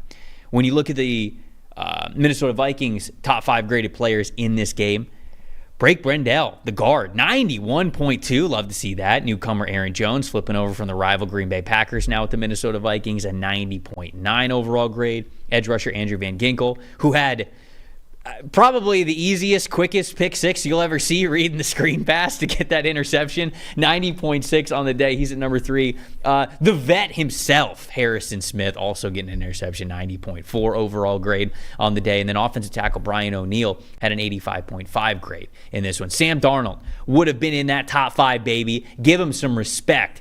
88.1 overall grade this week. And when you flip to the Giants side of things, well, the grades not nearly as high. At the top it is. It's Sexy Dexy. It's Dexter Lawrence. Always. He's up at the top where he has been the last calendar year and more. 92.6 overall grade. A truly dominant performance for him in the middle of that defensive line. On the other side of things, Andrew Thomas, their left tackle, 76.6. He was the second highest graded player. Wide receiver Wan'Dale Robinson is 69.3, coming in at number 3. Safety Jason Pinnock at 69.2 at number 4. And then at offensive tackle Jermaine Illuminor at a 64.9 to kind of round things out at number 5. Daniel Jones would not have made the top 5 if quarterbacks were eligible there. He comes in with a 57.2 overall grade. Dalton, I know that's a transition to kind of what you want to talk about here. Stat that told the story. Yeah, it's the part where we really start to worry about Daniel Jones, and I know he was. Was the word you used there? It's week 1. We're gonna start. We're gonna start fresh. We're gonna get him off the injury. We're gonna start to worry instead of being in full tilt panic mode. But something that would worry me and does worry me is, look, I know he was under pressure 40% of the time. Their interior wasn't quite as good as their tackle play was with Thomas and Illuminor, but just a 67.2 clean passing grade, clean pocket passing grade, 5.9 yards per attempt, and both interceptions in a clean pocket. And I know Van Ginkel made a great play. I'll get into that in a second. This is the part, though, when you have your opportunities in a clean pocket. Trevor, one of the PFF staples is projecting clean pocket grade, right? When the situation around the quarterback is right, can he simply make the throws when he should and find the open guy and nobody's disturbing him in the pocket and all that? And a 67.2, for as much as 67.2 normally sounds good, if that's your overall grade, you had a decent game and all that. In the scale of clean pocket grades, it's not great. Because usually when you're in a clean pocket, that's when you're shooting for a passing grade in the high 80s or 90s. That's when things are stable. That's when you're not getting hit as you throw. You have a clean platform. You're finding the open guy. You're making your reads. I'm already very much worried about this Daniel Jones situation. If he's going to be in at least some clean pockets, and again, he was pressured a lot. 40% is a lot to be pressured. Yeah. But that 60%, I do need better than that. You have to keep us in the game. If we're just not going to make the throws when we have opportunity, and even some throws that were more like checkdowns and things under pressure where he actually made the right decision to get the ball to, let's say, a back in the flat that swung behind a blitz, or like a crosser that got behind a blitzing linebacker or something like that. there was still even some throws under pressure that you go, man, if you just hit these checkdowns, you made the right decision even off your back foot, and we're just not making the throws. And I guess it's more than a start to worry. I'm worried about Daniel Jones in this Giants situation. Yeah, I mean, should be, honestly.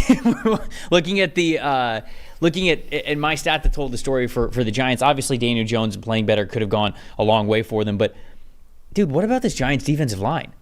You draft Kayvon Thibodeau really high a couple of years ago. It's a lot of money in there. You trade and you pay Brian Burns. Dexter Lawrence obviously played very well, but the whole what we were talking about all offseason is like, oh, now it's not just Dexter Lawrence. Kayvon Thibodeau is going to really, because he's really going to step it up, because Thibodeau got 11.5 sacks last year, but I went back, and when we were doing the preview show for the Giants, I went back and I watched all 11.5 of those sacks. About half of them were sort of like cleanup pressure sacks, and the other half was a lot of good from him. But the pass rush win percentage for Thibodeau was, I think it was like 6%, 8%, something like that. It's got to be way higher if you're a top-tier edge rusher, especially for one that was as highly touted as he was coming out of the draft. We know what he's capable of. Again, some of those sacks show some flashes of really good pass rush moves. Both him and Brian Burns yesterday. Brian Burns, 5.6% pass rush win percentage. Thibodeau, 5.0 pass rush win percentage. It's just simply got to be better. You have invested too much in both of these guys to put up goose eggs the way that they did yesterday. Now, Minnesota's offensive line is good. I want to make sure that I'm giving them their props. This is one of the better offensive lines the Giants are going to play, because I think Minnesota's got one of the better offensive lines in the NFL. In fact, I think that it's pretty underrated when we talk about some of the best offensive lines in the league. So I knew this wasn't going to be a world beater type of a game, but I was certainly hoping that both of these guys would have had a pass rush win percentage above 10. Give me something double digits, 11, 12 even. I would have been like, I would have liked to see it better, but it's fine. They're going up against a good offensive line. They got shut down by this offensive line. Dexter Lawrence didn't. He was an absolute monster. No other defensive lineman had a pass rush grade above 60, and Dexter Lawrence had a pass rush grade of a 93.0. So it's got to be better from this group. And however Daniel Jones goes, I think the defense was supposed to be a lot better. I think that in their mind, they were supposed to say, hey, we should be in a lot more close games, and if Jones just can raise the floor enough for us, maybe we stand a chance. Not if your star edge rushers are playing like this. They just simply have to play better. I know they know that too. What about your most impressive, most disappointing? Let's get another edge rusher in a new place in Minnesota, and you mentioned him as a top guy in the grades, Andrew Van Ginkel. Look, this is an offseason pickup that was one of the most perfect fits of any free agent in this year's free agent class. Andrew Van Ginkel with Brian Flores in this game showed you every reason why he fits there. A 90.6 overall grade, 3 pressures, a sack, and he's a guy I really like too. When you talk about guys who can chase down really athletic quarterbacks, right? There's a lot of those D linemen are heavy-footed. No, this guy's an athlete. He can rush athletic passers. He can drop into coverage. 3 pressures, a sack, and the pick six you mentioned on the screen that really put the game away on a screen pass, sticking his left hand out there, catching that ball with the Giants backed up on their own goal line. The difference-making play in the game, one of the difference-making players in the game, and I think a huge difference-maker as a specific fit in this defense where one of Brian Flores' favorite things is athletic outside linebackers, or even Van Ginkel's really versatile. He can play inside too. Athletic outside linebackers from a 2-point stance who can do anything, and he's as good as there is in football right now at exactly that role. My most disappointing is actually the Giants' run game. Look, 2 years ago, made the playoffs, won a playoff game. Why? Because they ran the hell out of the ball and worked play action off of it. Obviously, they don't have Saquon Barkley anymore. That makes it tougher. But even using that makes it a little harder. Yeah, it makes it even tougher when he scores 3 times for your rival on Friday. That's a tough optic watching that in Brazil if you're in New York City. 19 design carries for the Giants, only 63 yards and only 3 yards before contact on design carries. And the only explosive run play, there's one explosive play in there, but it was actually a backwards pass to Wan'Dale Robinson. It was a bubble that was like stat technicality. Right. So even counting that in, 19 carries for 63 yards in the design run game, this is a team that can't drop back 40, 45, 50 times. They're not capable of that. No, they weren't capable. You're right. Trevor, You're right. they weren't capable of that 2 years ago when they made the playoffs. And they only did it in the postseason against Minnesota because that was just about the worst secondary in the league. That was the one game they could do it in against Actually, they did it twice against Minnesota. It wasn't their forte when they were good, and it's certainly not their forte now. If they don't find any running game with Singletary, with Eric Gray, with Tyrone Tracy, with Daniel Jones, they are going to be stuck in this position if they have no balance, because they are just all the way around not designed to drop back and throw the football. Let's get those Tyrone Tracy numbers up, baby. Let's get those Tyrone Tracy snaps up. Is that another stock exchange guy? Is that another one? Yeah, we did. We did really like Tyrone Tracy. He played 15% of the snaps yesterday. Devin Singletary played 70% of the snaps. Most of any of the running backs, it wasn't even close. So maybe we get a little bit more of an even distribution there. We'll see. Most impressive, I had to mention it. Sam Darnold, baby. Talked about him when we were going through the preview show. It absolutely has to be. You mentioned 86.2 passing grade, 2 big time throws in this one, 87.5% passers win percentage. Not passers win percentage, sorry, completion percentage is what that should say. If he had an 87.5 passers win percentage, that would also be impressive and noteworthy. But look, he had a fantastic debut. It was obviously an easier opponent that they're going to play, but shout out to Sam Darnold. He's been a bit of a journeyman, but it felt like this spot in Minnesota was going to be his best work yet in the NFL. Even if J.J. McCarthy would not have gotten hurt, I think that we would have seen Sam Darnold out there in week 1, and I think that we would have seen this performance. So shout out to him. Now we get to see the full season for him, unfortunately, because of J.J. McCarthy's injury, but I think it's a great audition for Darnold, who could be going to another team next year, and we might be talking about as a starter yet again. Most disappointing, I mentioned Burns and Thibodeau. I don't need to go too much further onto those. We'll get into the next game here. Las Vegas Raiders traveling to the Chargers. Chargers win this one 22-10. Jim Harbaugh getting the dub in his first game back in the NFL. Let's start with the Los Angeles Chargers, looking at their top 5 graded players for this game. Edge rusher Joey Bosa, baby. Don't call him dead yet. I saw you people out there. I saw the tweets. I saw the comments. Oh, Bosa's cooked. I don't know. Look at that helmet. You see that helmet too? It's like a motorcycle visor, man. He's locked in. He's got the pure vision now. All pro season. He was unbelievable. This entire unit was unbelievable there. I mean, that top 3 right there, that's as good as it gets, isn't it? 91.4 overall grade for Joey Bosa. Poona Ford coming in at number 2. He had the interception off the Khalil Mack pass deflection. Ford had an 89.2 grade in this game. Khalil Mack, it feels ageless at this point, 87.2 overall grade. Rashawn Slater on the other side, 74.8 coming in at number 4. And then how about this one? Feel-good story coming in at number 5. Running back J.K. Dobbins, who dealt with so many injuries throughout his college and NFL career. Incredible game, but we'll get into him a little bit more. 74.3 overall grade. Justin Herbert, not his best, 57.5 overall grade there. We flip sides to Las Vegas. Their linebacker, Robert Spillane, he was their top-graded player at an 84.0. Defensive tackle John Jenkins at an 83.6. And the interior offensive line guard Dylan Parham with an 83.2. New addition, Christian Wilkins, 80.8 overall grade. And then Max Crosby held in check a little bit here. I think that we're going to talk about that. 76.5 overall grade is the 5th highest graded Raider from this day. Gardner Minshew coming in at a 61.0 overall grade. Dalton, what's the stat that told the story here? Okay, so for me, you have Gardner Minshew coming from the Colts to the Raiders in a completely different offense, right? You go from Shane Steichen to Luke Getsy, and it's a world of difference. And Minshew had got real comfortable in Steichen's offense. They run the ball well. They had the RPO game going. This is a much more straightforward classic offense with Getsy, an offense where they need to run the ball. You lose Josh Jacobs. They don't run RPOs and stuff like that like the Colts do with Steichen. So the Raiders, for me, it's 3.3 yards per carry. 22 carries, 73 yards. Zamir White fumbled, and they only had 16 yards before contact. This is another team, I know it feels like I'm repeating myself like it is with the Giants, but they have to be able to have balance. Gardner Minshew's not going to win a game dropping back 45, 50 times either. A bit of a gunslinger. Look, he's a gamer. Love him. He's one of the most entertaining players in football, isn't he? But sometimes I don't need that much entertainment. I need, and this was a close game until the very end, right? They stick with the run, find a way to run block. Any way to run block. You have 2 good tight ends. You can work in some new concepts even to create space with Brock Bowers moving all over the place.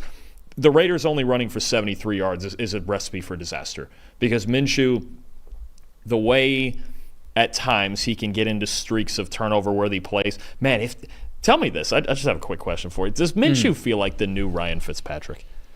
No, I'll never call anybody. Well, you can't. You're the Tampa guy. Yeah, you can't. I can't Fitzmagic in Tampa. I know what you're saying. He's, the archetype. But he's going in that like direction. It's this gunslinging, fun to watch, but don't want him to do too much type of thing. And the problem is yesterday that's what happened. because you can't just run for 3.3 yards a carry with a guy like Gardner Minshew back there. You can't have him dropping back. And the weirdest part is that's what he did at Washington State under Mike Leach, and throw the ball every play. But a lot of that, again, is, okay, 5 or 6 yard passes are basically our run game. I'm going way back. Anyway, he's got the mustache now and everything. They need to run the ball better. You lost Josh Jacobs. You're trying to figure it out, especially on the right side of your offensive line. If they only run for 73 yards a week, it is going to be a long, long year. Yeah. My stat that told the story, the new guys in L.A., right? And I think that whether it was Jim Harbaugh himself, Jesse Minter, their defensive coordinator, who obviously had those guys flying around playing really, really well this past game, or Ladd McConkey, rookie, leading the team in receptions and receiving yards at 39 receiving yards, 1 touchdown. J.K. Dobbins, I mentioned, new in town, 135 rushing yards and a rushing touchdown. Just all of the new that was in L.A. It was going to be a lot of new. We knew that was going to be the case, but these guys already hitting the ground running. To me, that just shows you've got such a great coaching staff. We talked about that the Chargers won the lottery being able to get Jim Harbaugh as their head coach, and it feels like they didn't win the Super Bowl yet or anything, but it feels like the signs are there that this is going to be a damn good football team, and I'm excited to watch them moving forward. I see people in the chat talking about Joe Alt Delete, which I have not seen before and is one of my favorite nicknames. That's the new best nickname in football. That's spectacular. That is unbelievable. That is awesome. He is my most impressive here on this game.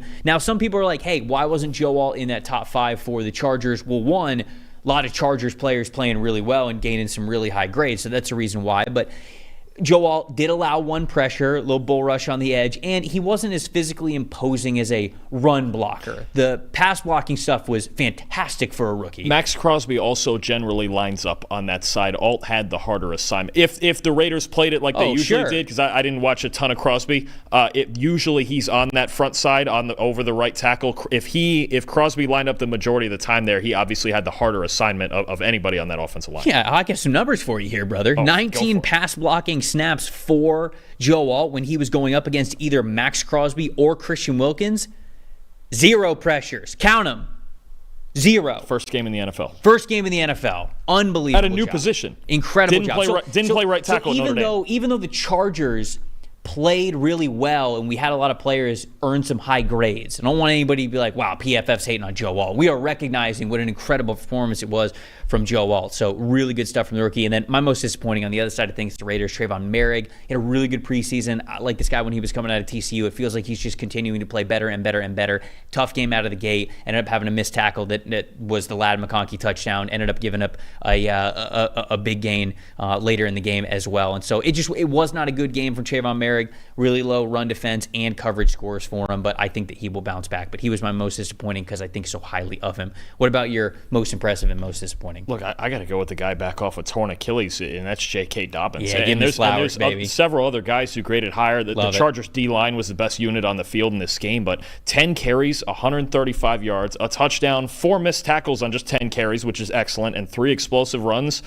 Are we going to come out of this weekend and he's going to be the best player this weekend that came off a torn Achilles? We still have 1 game to go, but I mean, joking on that one, sort of. But really, I mean, Dobbins, if he's as a young back, right? They have Gus Edwards in there, and they're all it feels like their entire running back room is just familiar with Greg Roman already, so that's an advantage. But if Dobbins as a younger piece can give them the balance. Look, the Chargers came into this offseason and went through the draft knowing, hey, we want to run the football. We drafted Joe Alt. We're fixing this O-line. We're getting backs in here. We got Greg Roman, who's always got a top 10 rushing attack. If Dobbins is the face of that and he can last the whole season coming back from that, yeah, that's the level of improvement. This was the worst rushing team in football last year.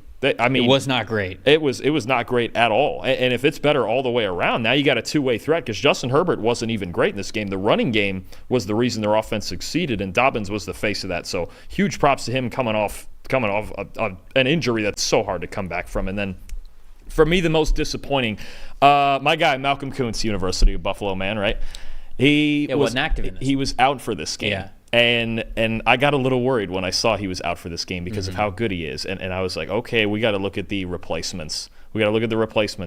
Tyree Wilson last year's first-round pick only played 6 snaps in this game. He got hurt, though. Oh, did he? Okay. He did get hurt. Okay, so Okay, so now, he I don't only know, played 6 snaps and got hurt. I cannot remember how far into the game it was, but I know he left the game with a knee injury. Okay, well, and that's even worse because he's supposed to be the guy. They probably would have had a rotation anyway because you can't throw all that load on Wilson. Yes. He struggled last year. But then you have, so Wilson gets hurt too. Kuntz is out.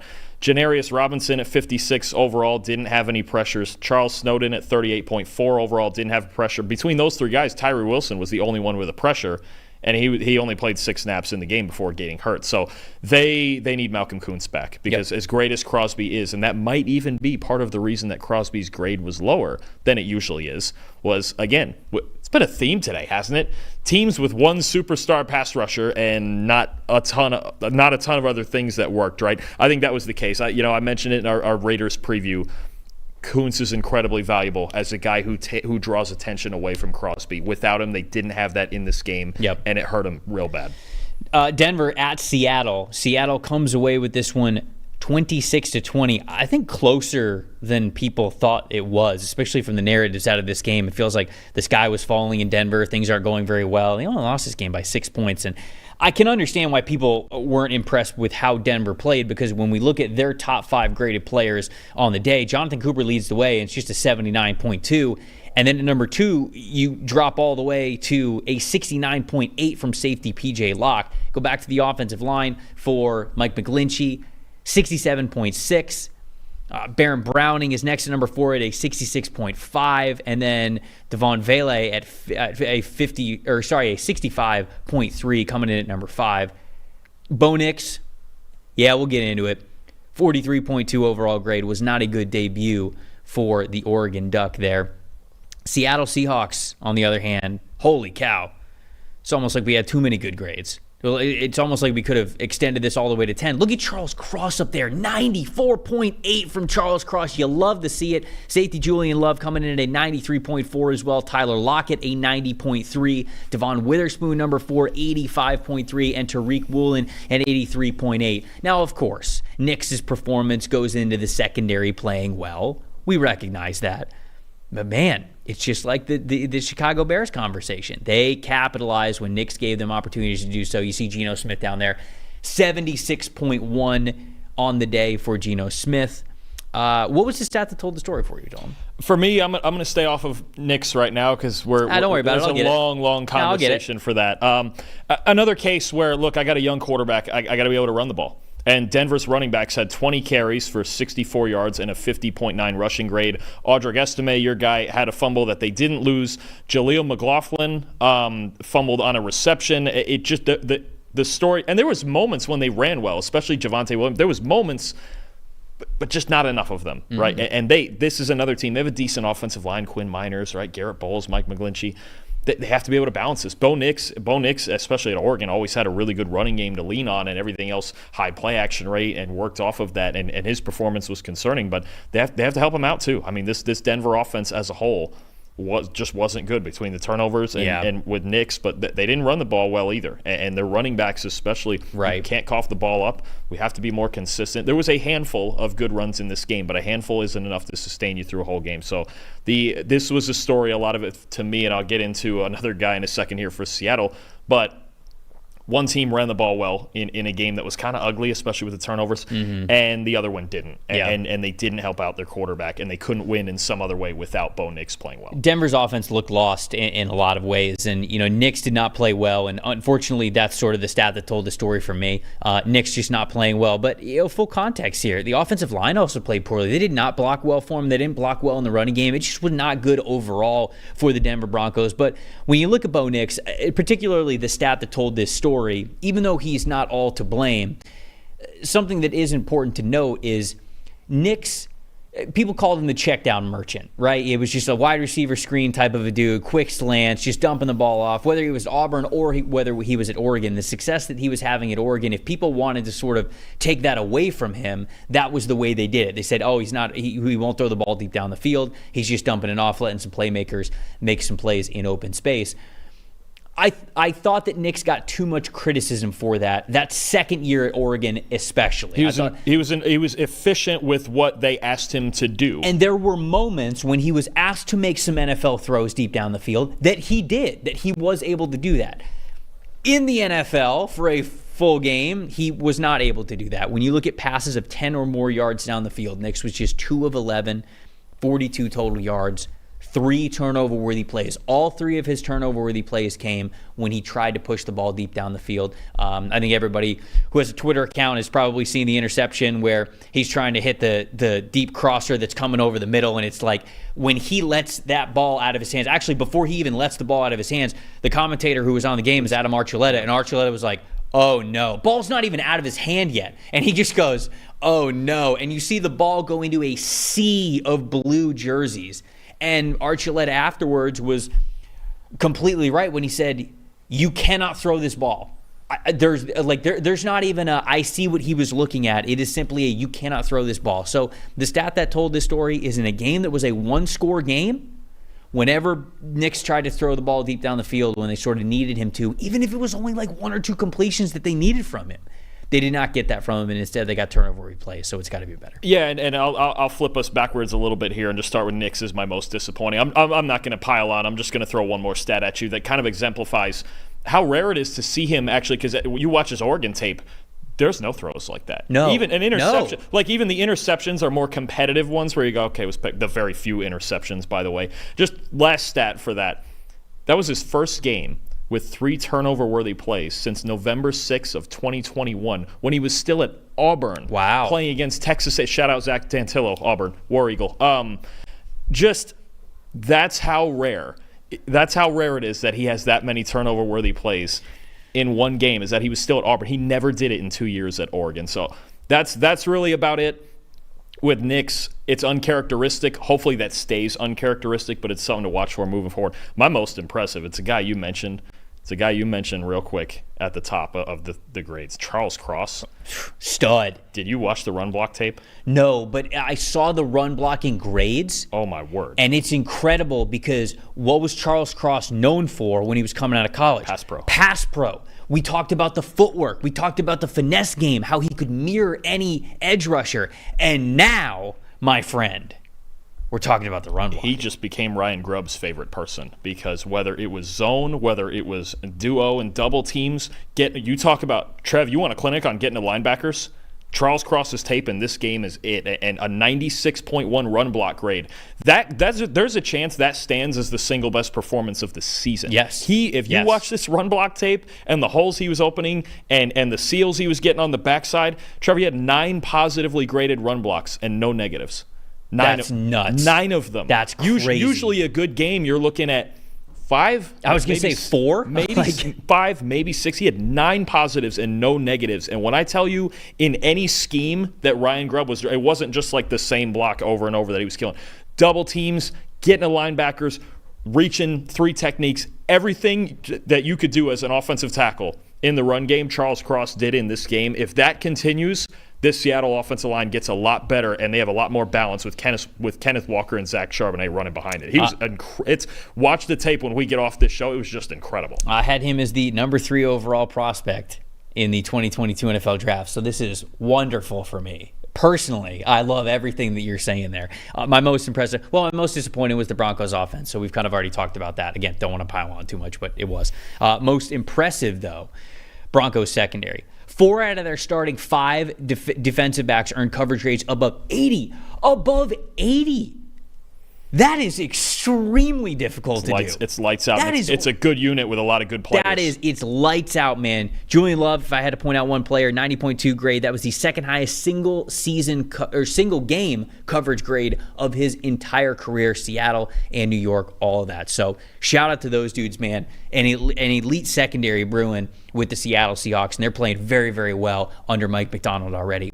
which you absolutely love to see. Football season, obviously, very much upon us as we're talking about reviewing some games here. Been an interesting offseason. There's been a lot of things going on, a lot of change here and there with all of these teams, some newcomers, the Kirk Cousins fiasco, the Michael Penix thing. We'll see how all that stuff plays out. But look, all jokes aside, this season we're going to be watching and listening to a new podcast called The Offensive Line with Annie Agar. Annie is an NFL insider. You might know her from her Uncomfortable Team Meetings on Social series that you've probably seen all over the place. The Offensive Line with Annie kicks back every single week with NFL stars, celebs, superfans throughout the season.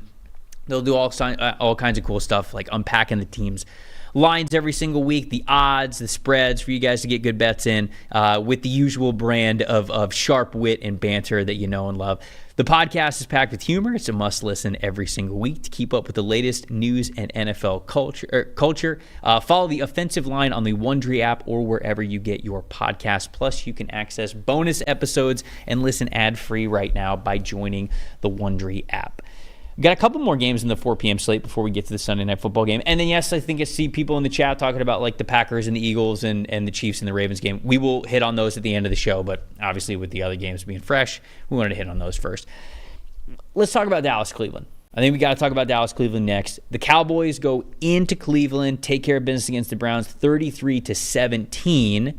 When you look at some of the top 5 graded players on both sides, as we'll start with Dallas because they got the dub, so I think that we should, out of respect. Linebacker DeMarvion Overshown, baby. Let's go. Missed all of last year with, I think it was a torn ACL that he suffered in the preseason. Major injury, whatever it was. I cannot remember exactly what it was, but he missed the entire regular season. They were really excited about him, and he goes out for the year. Top graded player for the Cowboys, 88.6. You just love to absolutely see that kind of redemption from him. Great way to start the season. Cornerback Jordan Lewis, 81.1 grade. Guard Tyler Smith with a 77.3. Linebacker Damone Clark coming in at a 77.1. And then number 5, we got cornerback Trayvon Diggs at a 76.4 PFF grade. Quarterback Dak Prescott, not his best game. 57.2, the new $240 million man. And then we flip to the other side with the Cleveland Browns. Some familiar faces here, especially at the very top. Myles Garrett doing his thing. Number 1 player on their team with a 91.2 overall grade. Juan Thornhill, their safety, with an 82.2. Guard Wyatt Teller, 79.0 at number 3. Greg Newsome at number 4 with a 78.4. And then Grant Delpit, the other safety, 67.5 to round things out. Deshaun Watson, 59.5 grade on the day. Can I start with Watson? Because that's my stat that told the story here. You got to be very worried about Deshaun Watson at this point. Because I think for the longest time, Cleveland fans have been saying, well, the Houston Texan version, if we get the Houston Texan version back, if we get the Houston Texan version of Deshaun Watson back, I don't think it's coming back. Like, I don't think that there's a lot to point to say that version of Deshaun Watson is still in the cards even at this point, especially for a sustained period of time. Maybe you might get flashes here and there, but to believe that he was like the MVP caliber quarterback that he was with Houston before the injury, before the holdout, before the trade, I just don't see it with him. And especially when you look at, he hurt his shoulder last year, and then he broke his arm when he tried to kind of come back to play. He was suffering from what they called general arm soreness in training camp in the preseason. Buddy, I think that is much more worrisome than they were leading on to believe. And I think that you saw that in how he played against Dallas. He had the most dropbacks of any quarterback in week 1, 56. Yet he was just 19th in passing yards at 169. This is the part that really gets me. And if you watch the game, when Deshaun tried to open it up and really push the ball deep down the field, he was a loose cannon.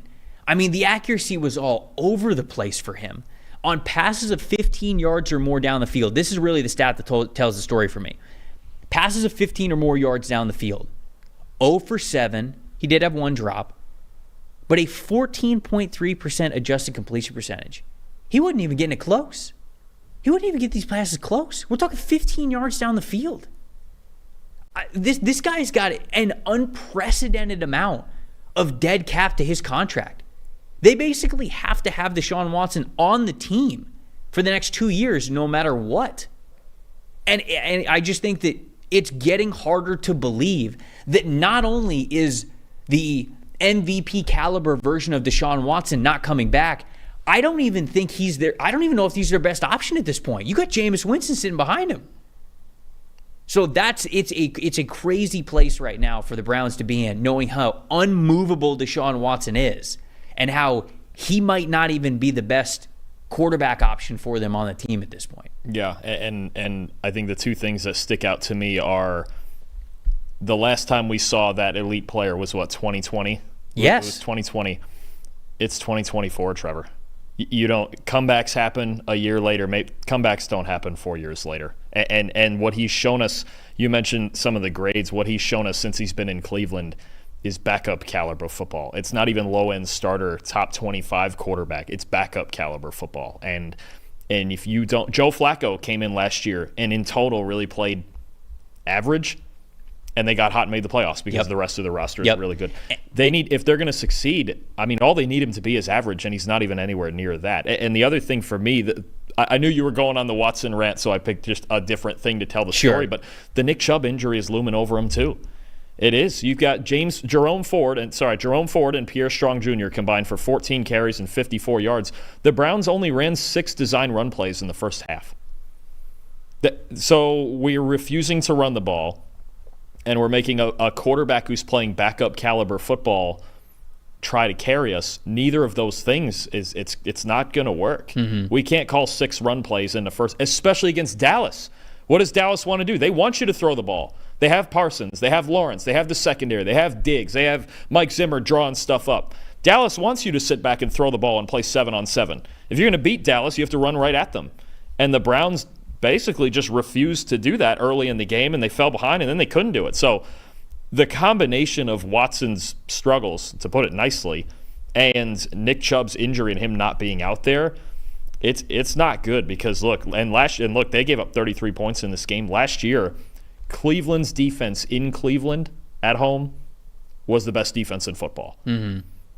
They can't sustain that if their offense is going to play like this. You're right. It's just not possible. What about most impressive, most disappointing for you in this game? Let me get those Dallas linebackers you mentioned, and it was something we noticed that maybe it could be a weakness on this team. They have great pass rushers and they have great secondary. What's in between them?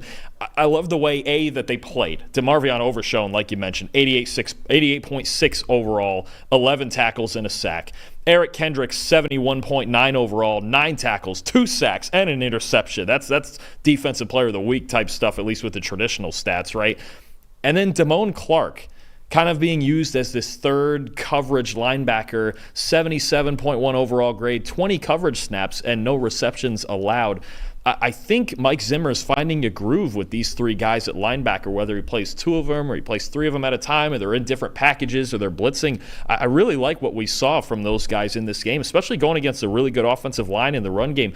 All 3 of them were flying around the field making plays, and they deserve a lot of credit because I think a lot of people saw their linebackers as a weakness on their defense.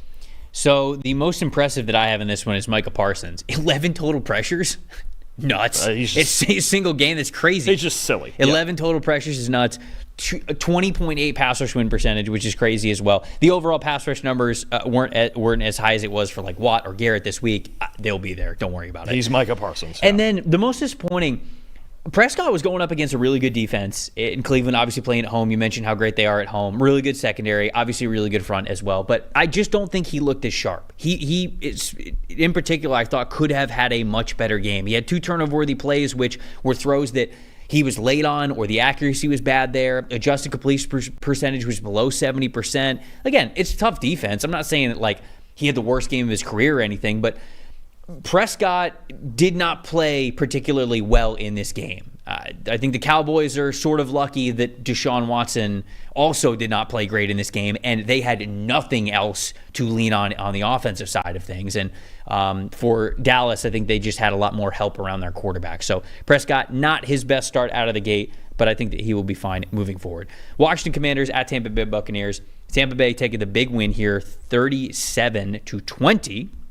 When we look at the top 5 graded players for the Tampa Bay Buccaneers, Chris Godwin comes in at number 1 with a 90.5 grade. Right behind him is his running mate, Mike Evans, scored 2 touchdowns in this one, 77.5 grade. Tristan Wirfs is 77.3 at number 3. Edge rusher Yaya Diaby had a 72.7 overall grade, and then safety Jordan Whitehead with a 70.4. Baker Mayfield would have been second on this list, coming in with an 82.0 grade. A fantastic day from Baker Mayfield. He looked like he was playing very, very competently. I'm sure that we'll continue to talk about that. And then Washington, on the flip side of things, their running back Brian Robinson Jr., 83.2 overall grade. Guard Sam Cosmi got paid right before the season, showing that he's worth that contract extension, 81.6. Cornerback Noah Igbenogany showing up, 72.3 overall grade. Offensive tackle Cornelius Lucas with a 69.9, and offensive guard Nick Allegretti with a 67.3. Jaden Daniels in this one, kind of running for his life. He had some good plays, but it was a lot of up and down for Jaden. 50.7 overall grade is what he came out to here. And obviously when you talk about Jaden, it's a lot of the run game and the pass game, right? Sometimes when you look at quarterbacks that are just primarily passers, the passing grade for them is a very high weight in their overall grade. For Jaden, you're going to have to look at both of those things in the mix. But what was the stat that told the story for you?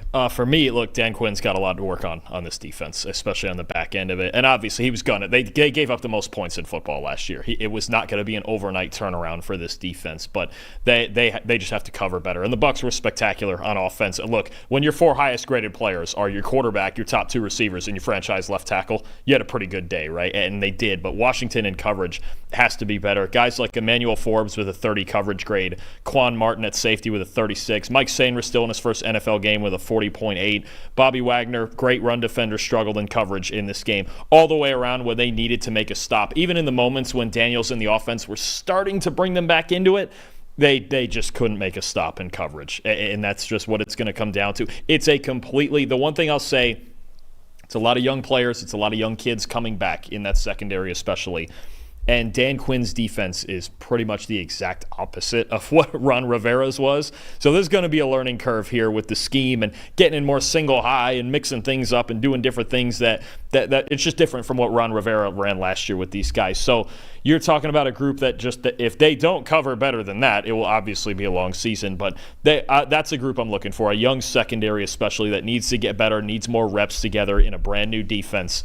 And a lot of new guys in front of him, playing in front of him, like Bobby Wagner and Frankie Louvu. I think there was a lot of miscommunication, a lot of times where they got caught out of position. This coverage unit for Washington, hopefully for them, can get better with all these young kids learning this new defense. The stat that told the story for me, I'm going to go to the opposite side of things. I'm going to talk about what happened in Tampa. One punt in this game. One from this offense. Liam Cohen coming in, Dave Canales is out. Everybody's like, oh, it's a big negative for the Buccaneers, new offensive coordinator.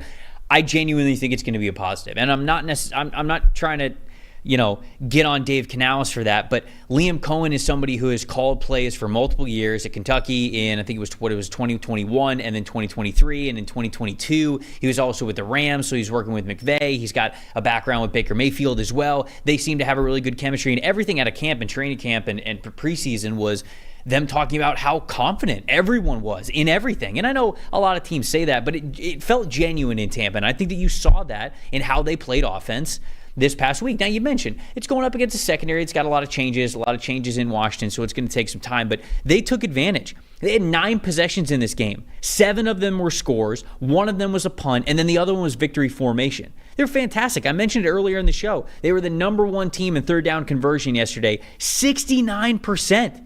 They had a 41.2% third down conversion percentage last season. So this is a fantastic start out of the gate. Baker Mayfield knew where he needed to go with the football. Now, it wasn't perfect. There were a couple of throws that, could have been a little bit better here and there, but that's nitpicking, man. 82 passing grade for Baker Mayfield is great. And 4 touchdowns, the way that they won, the way that they felt in control, the way that they were able to keep their foot on the gas in the passing game, it's not something that has been consistent enough for them to do that in the past. And so that to me, that is the stat that told the story there, is that this Bucs offense, even beyond just this game, now they play the Detroit Lions coming up, so that's going to be a fun one.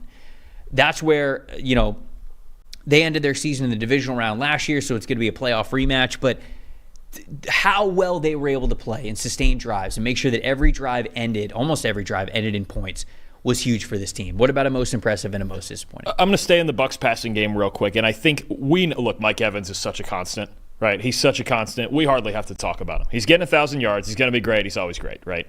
Chris Godwin, I think, is a huge X factor for this team, and he was spectacular in this game. 8 catches for 83 yards and a touchdown, 89.1 receiving grade, 7 first downs, and 5 of those 8 catches on third down. So he was a guy that you mentioned Liam Cohen. I think he did a spectacular job of isolating Chris Godwin in one-on-one matchups, moving him around the formation, inside, outside, wherever, different routes. Even a couple. I think there was a pick play that went to Godwin that he caught a wheel on, and Sainristil still couldn't get through the pick. He was just terrific. I think he's a big X factor. We know Mike Evans is going to show up, but if you can keep, especially on third down, this Bucs offense, if you're a defensive coordinator, your first thought is, okay, where's Mike Evans? Where is he? Not that he's hard to see by any means, but where is he? Now, if you have Godwin, because last year was inconsistent, right? There were games when he was great, and there was games when it just kind of felt like, where is he, right? He shows up like this on a more consistent basis, it's so dangerous. It's so hard to stop this team because Evans is so good, and he demands a double. And Chris Godwin being that guy that moves around the formation, and Cohen, you could just see in some of the third down play calls, the manipulation of Godwin's positioning was so darn good and just able to isolate it one-on-one with a matchup that they wanted. He was terrific yesterday, and if that keeps going, this Bucs offense is really dangerous. I'm actually going to stay at receiver real quick. I'm going to go to the other side. Okay. I know Jaden Daniels' accuracy off, threw a lot of balls off his back foot, ran well. There was some good plays where he made smart decisions, but I need Terry McLaurin to be better. 30 routes, 2 catches, 17 yards. They just traded Jahan Dotson to Philly. So they're kind of thin on options past McLaurin. I need him to be that number one guy if Daniels is going to succeed at all. He is the guy. He is the standout guy in this receiving core. And what we saw from Godwin is exactly what we didn't see from McLaurin. He's got to be better for this offense to get rolling. Yeah, no doubt. My most impressive was Baker Mayfield. We already kind of talked about him there. He was also, he got a first down with his legs as well. I mean, it was the arm, it was the legs, it was the confidence. I mean, we're seeing the best version of Baker Mayfield that we have seen yet in the NFL. I really do believe that. So he was the most impressive that we had this past week. Most disappointing, I'll say Commanders' offensive line. No offensive lineman for the Commanders had a pass blocking grade above 65.0, and every single offensive lineman gave up at least one pressure in this game. So it was a failure kind of all around, and it just kind of needed to be better. Like you said, it's going to take a little bit of time. I've got faith in Dan Quinn to be able to do it. The chat is asking me to shout out Bucky Irving, and of course, as a Bucky Irving stan during the NFL draft, I absolutely will. Don't tell me with a good time. Leads the team in rushing yesterday with a 62-yard performance on just 9 carries and a long run of 31 yards. 6.9 average. Nice. All right, last game on the Sunday slate. Los Angeles Raiders, not the Las Vegas Raiders. Los Angeles Raiders. Rams. Can't. We were up early. Don't worry about it. Can't read. They're all those West Coast Can't read, teams. can't talk. Really good qualities for a show. Los Angeles Rams at the Detroit Lions. It was a fun game last night, though. 26, no overtime. Big win for Detroit. I think they needed it. Statement win. They're a team that's got Super Bowl aspirations. You picked them to be Super Bowl champs? Yes, I did. I also picked them to be Super Bowl champs, so needed this one, baby. Needed it. We'll go to the top 5 for the Detroit Lions. We can kick it off there because, buddy, we got a good one at the very top. Aiden Hutchinson, 94.0. My defensive player of the year pick. We're off to a good start. Looks good already. Man, we're gonna dig into him in a second, get into his performance. Running back David Montgomery was next, 86.6. Wide receiver Jameson Williams, huge game for JMO, 83.4. Graham Glasgow, 82.2 at number 4. And then Alex Anzalone all over the field. Did he have like 13 tackles last night? Something crazy like that. Something he crazy. Was everywhere. It felt like you couldn't watch a play without him in it. Gator great. Love to see it. 79.0 grade as the 5th highest graded Lions player. Jared Goff earning a 43.2. It was tough it was kind of tough for both these quarterbacks. Both these defenses were playing really, really well. The offenses weren't quite in sync. Rams were dealing with a lot of injuries, and we know that the Lions can play better than they played last night. So I think you see that reflected a little bit in Jared Goff's overall grade. But you flip to the other side, Los Angeles Rams, their safety John Johnson III at 91.5 overall grade to lead all players. Kobe Durant, the cornerback, 82.7. Edge rusher Jared Verse, the rookie, getting here at number 3, 75.5 overall grade. Safety Cam Curl coming in at 74.5. And then Cooper Kupp, monster day. He needed it with Puka Nacua going out early parts of that game. He finished with a 71.2 overall grade. And then Matthew Stafford, you see that there as well.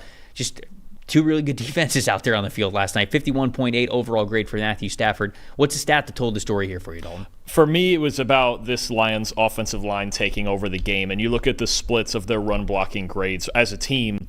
First half, 58.8. Second half in overtime, 77.7. And they ran the ball on 7 of those 8 overtime plays. This is the one team, maybe more than any other team in football, right? And Jared Goff had that low grade in the 40s. If you asked me, hey, pick a team that can win when their quarterback grades in the low 40s like that and he just has a bad day, I might pick the Detroit Lions because of this offensive line, because of this running game. They were just spectacular once they found their groove up front. Again, it's the best offensive line in football. Do we have any questions about are there any other units where you'd go, that's the best offensive line in football? And the way that they just sometimes step on the gas with Jahmyr Gibbs, and how good was David Montgomery in this game running behind him, running physical, Gibbs running physical between the tackles too. This is a team whose their run game, I think more than any other team in the league, can just take games over. And Jared Goff can just turn around and hand the ball off on a night when he wasn't very good. That's the reason they won this game, is because their offensive line flipped the switch in the second half and found who they really are, and they just dominated up front and gassed out the Rams. Yeah, very clearly. We saw that in overtime, certainly. There's no doubt about it. The stat that told the story for me is what made this an incredible game down the stretch. Fourth quarter Stafford, man. I mean, it was tough for Stafford in the early parts of the game.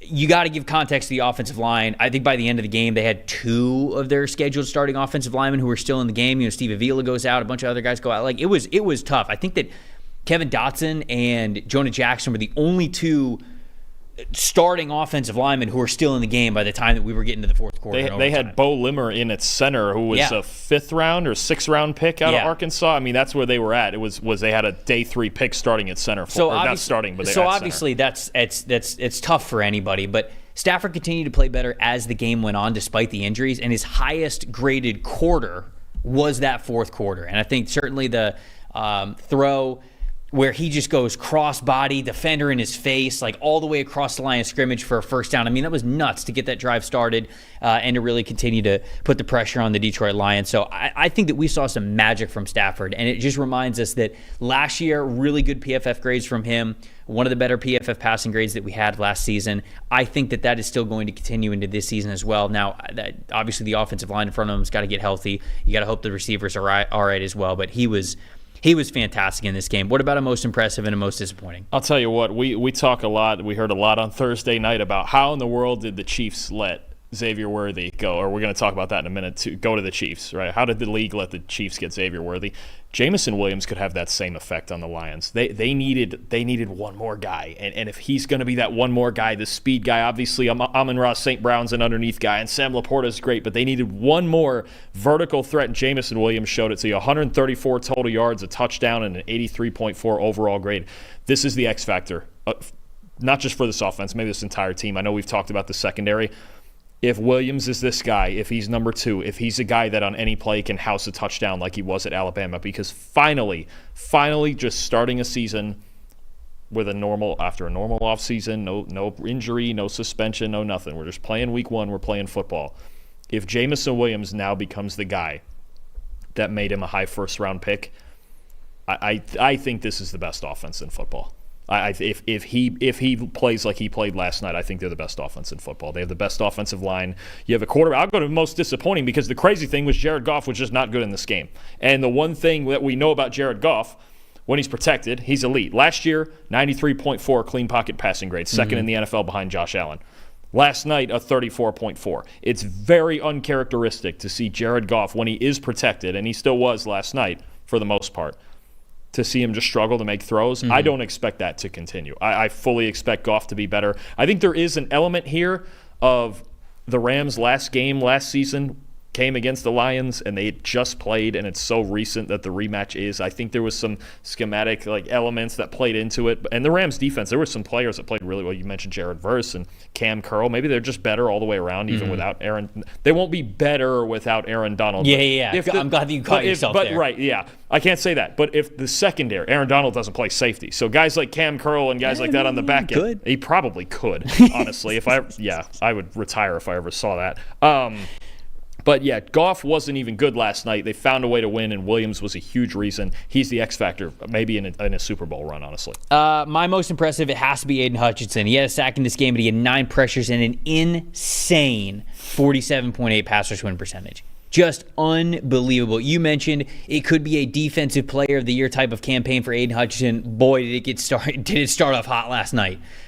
He absolutely ate in this game. And look, the most disappointing to me is the Rams' offensive line. But to be honest, like, you give some context to it, a lot of those guys were banged up. It was really tough for them anyways. And so I don't even love saying that they were the most disappointing. It was just a unit that no one on the offensive line had a pass blocking grade above 45. The injuries are going to be a problem. And the injuries were obviously were tough, but like, even, when the guys were out, it was just even the 2 starters of Kevin Dotson and Jonah Jackson, nobody had a pass blocking grade above 45 on the entire offensive line, starters or the guys that came in. That's disappointing no matter how you slice it, even with the context, which we wanted to make sure that we gave. I see in the chat, Walt is talking about Matthew Stafford's interception that he threw in the end zone right before the first half ended. I genuinely don't think he saw the defender because the Lions were in all blue last night, right? Oh, with the wall behind him. The end zone was the all blue color, and the wall behind him was the all blue color. And if you watch the tape of it, Matthew Stafford throws the ball, and then it gets picked off, and you see him. He puts up his hands like. He just what? The ball just stops in thin air. Yeah. I honestly don't think he saw the defender. Which, hey. It's home field advantage, baby. You got to improve in coverage somehow. You got to get the it's home field advantage. See, now here's the thing: if we see them play a road game and they're significantly worse in coverage, we have to ask ourselves: is the league going to ask them, "Hey, I need the walls behind the end zones"? I wouldn't do it if I was the Lions. I mean, if they're hosting a playoff game, they get to say, no, we won this. Yeah, we deserve this. I mean, it's just other color rush jerseys the same as the wall every week. Just wear the all blues every 100%, week. 100%. And then all the fans, the blue out, whatever. See, now you're talking. Yeah, it's just like marketing, home field advantage. Getting the city behind you. We don't even have any other. They just burn all their other jerseys. We don't even wear any other colors but blue. All right, okay. We don't have to go too far. Their white jerseys are nice. Let's hit on the 2 games that we saw at the end of last week real quick here. We've got the Baltimore Ravens and the Kansas City Chiefs. Kansas City coming away victorious in this one, 27-20. This one was really close, down to. I mean, the absolute wire, a game of inches, if you will. A toenail. They won by a toenail. A game of toenails, if you will. We're going to break this down. But, let's talk about the Kansas City Chiefs first. Let's get to their top 5 graded players. Chris Jones, surprise, the very top of this list, an 82.8 overall grade. Wide receiver Rashee Rice with an 80.0 grade. Leo Chanel, their linebacker, 79.9. Creed Humphrey earned a 79.4. And then tight end Noah Gray showing up. Hell yeah, brother. The other 78.0. Patrick Mahomes would have been the highest on this group with an 87.9 if he wasn't separate just for being a quarterback here. And then on Baltimore, if we flip to the other side, Isaiah Likely, who was almost the hero in this game. Top grade, 91.8. Odafe Owe, their edge rusher, came up with a big sack, 85.4 grade, which is great. It's just great to see him back out there and playing healthy, along with Ojabo, too. Tyler Linderbaum, 73.8. Overall grade, Derrick Henry in his debut, a 67.9. Ronnie Stanley, a 67.5. And then Lamar Jackson, a 65.6. We'll go a little bit quicker with these, but what's the stat that told the story for you here with this one? For me, it's the Ravens wide receivers. And I just think, I know Isaiah Likely was great, and Mark Andrews is working his way back from a bad injury. And they're going to be tight end heavy, and they're going to constantly be in 12 personnel. But look, as a unit, Zay Flowers, Rashad Bateman, mostly 9 catches for 96 yards and a 55.8 receiving grade. And I know Bateman had the big catch that set up the dramatic ending at the end there. But in the second half, their wide receivers, when they were behind the whole way, only 4 catches for 57 yards. I don't know where this team would have been without, 1, Lamar Jackson just being Lamar Jackson, and 2, Isaiah Likely stepping up in a massive way. Yeah. It was the part of this off season where I was a little bit confused. Odell Beckham leaves, right? And he was your number 2 guy last year behind Flowers. I don't know that they have enough at receiver. And I know they're going to play. They're the only team in football that would come out for a 2-minute drill in just 12 personnel. They're the only team in football that would do it. They just don't have them. And I know, where's a guy like Tylan Wallace or something like that? But when I see them running a whole 2-minute drill in 12 personnel, that's just crazy optics to me. It feels fun. Yeah, and I know they're not normal. Like, right, likely I don't mind it. They're not it's normal. Their identity. Put your 5 best players on the field. They're not normal tight ends. They're both really good. They may be like 2 of the 12 best tight ends in the league. Right. But it's that question. It's going to be the wide receiver question for me all season with the Ravens. See, I thought that we'd have wide receiver questions. The question that I'm more concerned about, and my stat that told the story here, is actually the run blocking from the Ravens' new offensive linemen. When you look at the new offensive linemen compared to who they had on the offensive line last year, left guard Andrew Voorhees, just a 51.0 run blocking grade against the Chiefs. Right guard Daniel Falele, 55.0. Right tackle Patrick McCarry, 53.2, and then if you want to throw Roger Rosengarten in there as well, 48.2, because that wasn't his forte when he was with the Washington Huskies. So you look at all of the new additions for the Ravens, not holding up their end of the bargain in the area they need to most, which is run blocking. If this team wants to stay towards their identity, they've got to be better up front. I already thought that we'd have questions with the receivers. I think that that's a question that we were going to have to try to answer every week throughout the season. That wasn't really a surprise to me. What's a surprise to me is that this unit really wants to run the football, and I need these players to be better at it. They got to win up front a lot more if the Ravens want to achieve what they want to achieve this year. And I think that they can, but that is, to me, the stat that told the story, is the new faces specifically on the Ravens' offensive line did not play well when it came to exactly what the Ravens wanted to do on offense. Most impressive for me is Chris Jones. Wow, shocked, surprised. Just do it. Just I mean, put it in Sharpie. Do it every week. It's just another game for Chris Jones. 20.4 pass rush win percentage. And if he sustained that for a full season, it'd be the highest of his career. So it's just... He's just ageless. He's incredible. He's one of the best defensive players in the league, no doubt about it. Most disappointing, Sky Moore. Sky Moore experience could be over here in Kansas City. Just played 19% of the offensive snaps despite all the changes that they had and all the receivers that they needed to step up. He played just 19% of the offensive snaps. Didn't play a single special team snap either. So depth value is also going away for Sky Moore. So it's been disappointing for somebody that I liked a lot coming out of the draft. It just does not feel like he's going to get on the field with Kansas City unless somebody or multiple receivers end up going down for injury. But what about you? Most impressive, most disappointing? I'll tell you what, one of my favorite things in the NFL is the Chiefs and all the young players they keep finding on defense. And there's one at linebacker who was spectacular, Leo Chenal. What a versatile, first of all, what a fun player to watch. What a versatile player. You know, he comes out of Wisconsin. I believe he came out of Wisconsin with the highest run defense grade in the country the year he was drafted. So they knew he could stop. He's a freak, dude. They put him at nose tackle, like as a stand-up nose tackle. 26 snaps at linebacker. Yeah. 18 off the edge, 4 in the slot. Okay, you saw the overall grade before. 3 pressures, 7 tackles, 3 stops, 2 batted passes, allowed 1 yard in coverage, and did a really good job. There's a list, Trevor, of the hardest jobs in football. Blocking Myles Garrett, covering Tyreek Hill, doing anything against Josh Allen, right? One of the things on that list is being the spy against Lamar Jackson. He did a really nice job of it. He was every week you see a team, okay, who's the spy? Is it going to be a safety? Is it going to be a lineman? Is it going to be some sort of athlete? In this game, it was Leo Chenal. And I know Lamar had a bunch of rushing yards scrambling, and sometimes Lamar Jackson's going to win that battle. But I thought actually it could have been a lot worse, and Chenal made a couple some really nice stops on Jackson, dissuading him from scrambling even more than he already did. Just another great young player for the Chiefs at their disposal. And Brett Veach and Steve Spagnuolo, they keep finding him. Most disappointing, it sounds funny because he was 4th, I believe, on the Ravens list there that we had for the highest graded. Derrick Henry, 13 carries. Oh, yeah. 13 carries, and I'm not saying it's all first drive was good. Right, and this is the thing. 6 carries in the first quarter and only 7 the rest of the game. And this is. I wonder if it was just because they were not winning up front. Yeah, you know, and that's part of it. And it's hard for me to say it's just Henry, but you look at the line though, and you go 13 carries, 4 to 6 yards, the touchdown on the first drive, but only forced 1 missed tackle on the 13 carries, and not a single run of 10 plus yards. So I just wonder. This was the part philosophically for the Ravens. I know I'm dragging this out, where they didn't go and get more receivers, and they go and get Derrick Henry, who only played 1 third down the entire game. Okay, and it was a 3rd and 1 that he got the ball and convert. I think on that first drive, only played. Otherwise, it was Justice Hill, and Justice Hill put up numbers in the receiving game, right? Yeah. If it wasn't Derrick Henry, and the headline was Ravens signed 2 down back in the offseason, wouldn't we be worrying more that they didn't spend those resources at receiver? And I know it's Derrick Henry, and I know he's going to the Hall of Fame. Yeah, I was going to say, it is different when you put the name to it. It's different when it is Derrick Henry. Yeah. But again, they lead the league in rushing every year because of Lamar and whatever backs, and because of the run blocking generally before having to replace 3 starters.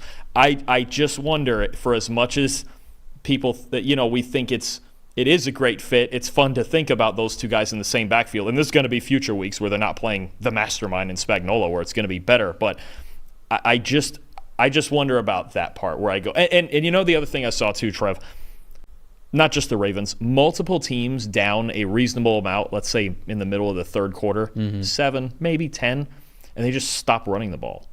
You have, with that much time, you still have your whole offense at your disposal. So if Derrick Henry's that guy, okay, we're down a touchdown with 6 minutes left in the third.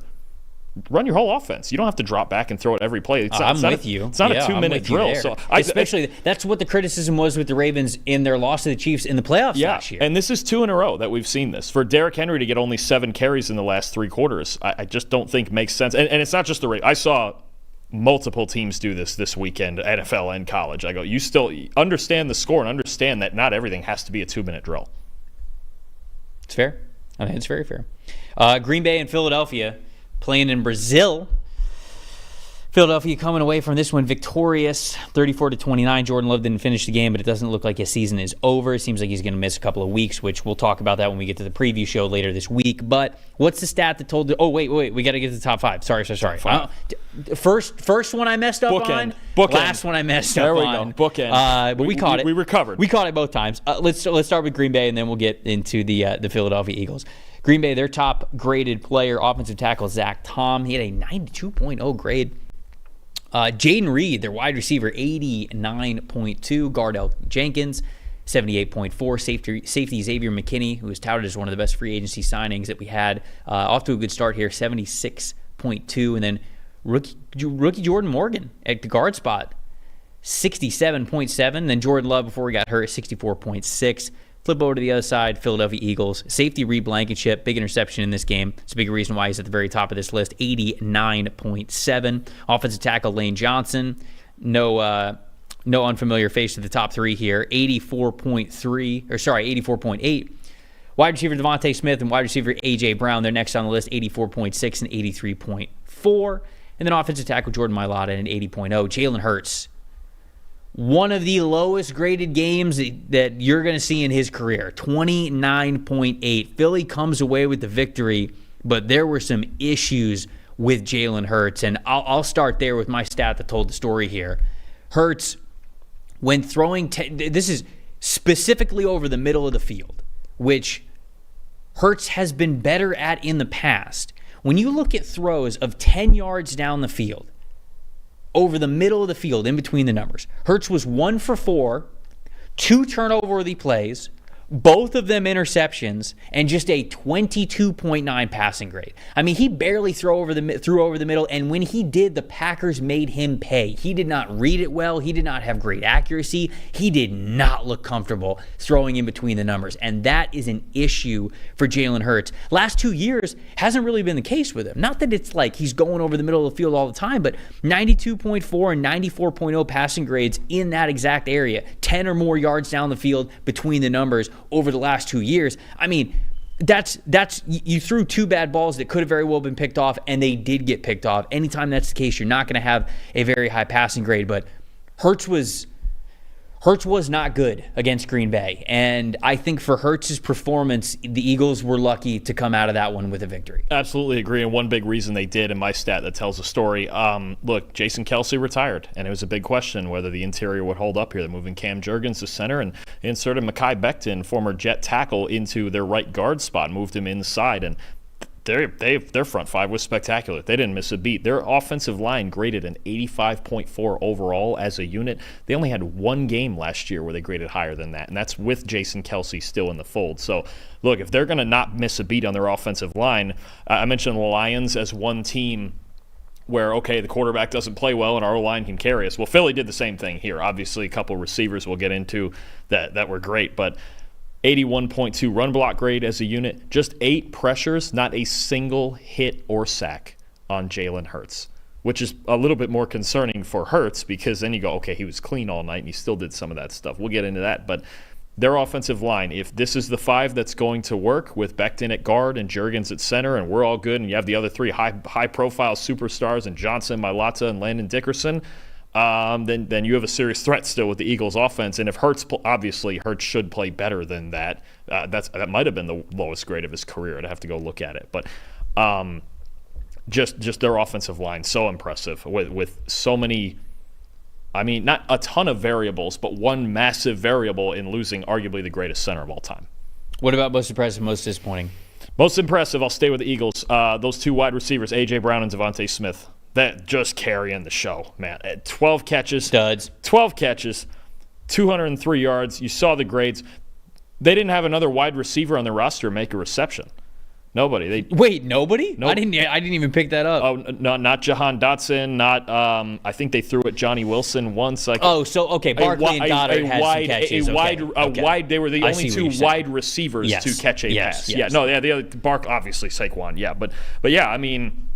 And if that's where they have to make the adjustment, if they're another like the Ravens, if they're just going to have a couple of guys, two guys out there and 12-person, if it's Goddard, if it's thrown at Barkley a lot and all, but they were just incredible. And the throws that Hurts did make were pretty much all to these two guys. So it's one of the best pairs of receivers in the league. And my most disappointing, you mentioned Hurts.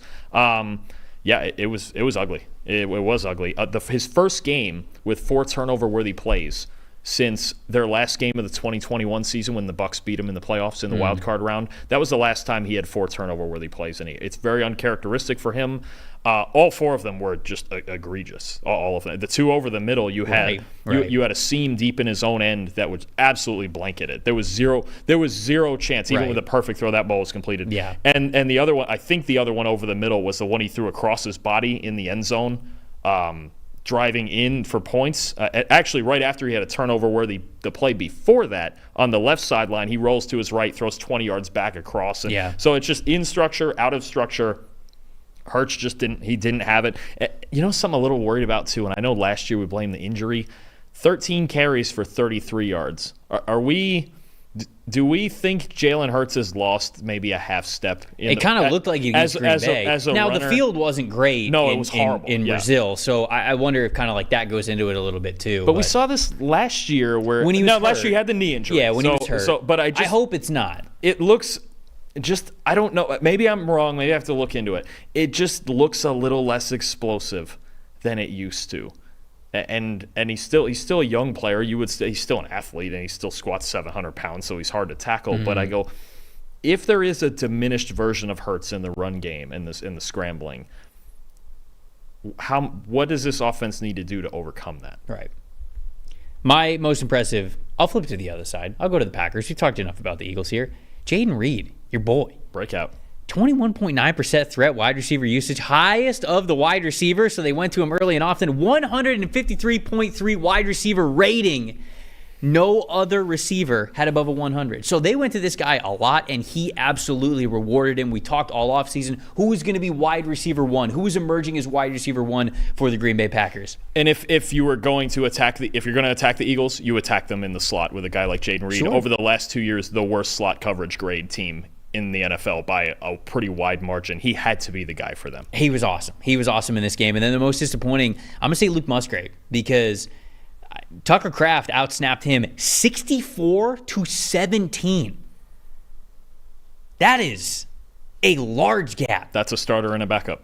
That is one. You put it beautifully there. We went into this offseason wondering, like, who's going to be tight end 1? They're going to share some of the duties, blah, blah, blah. That's not sharing the duties. 64-17 is Tucker Kraft is the top tight end on this team, and Luke Musgrave is going to be, a tight end that they use sort of maybe as like a big slot receiver. And they mix up the sets some. In fact, I don't think he played when there wasn't multiple tight ends on the field.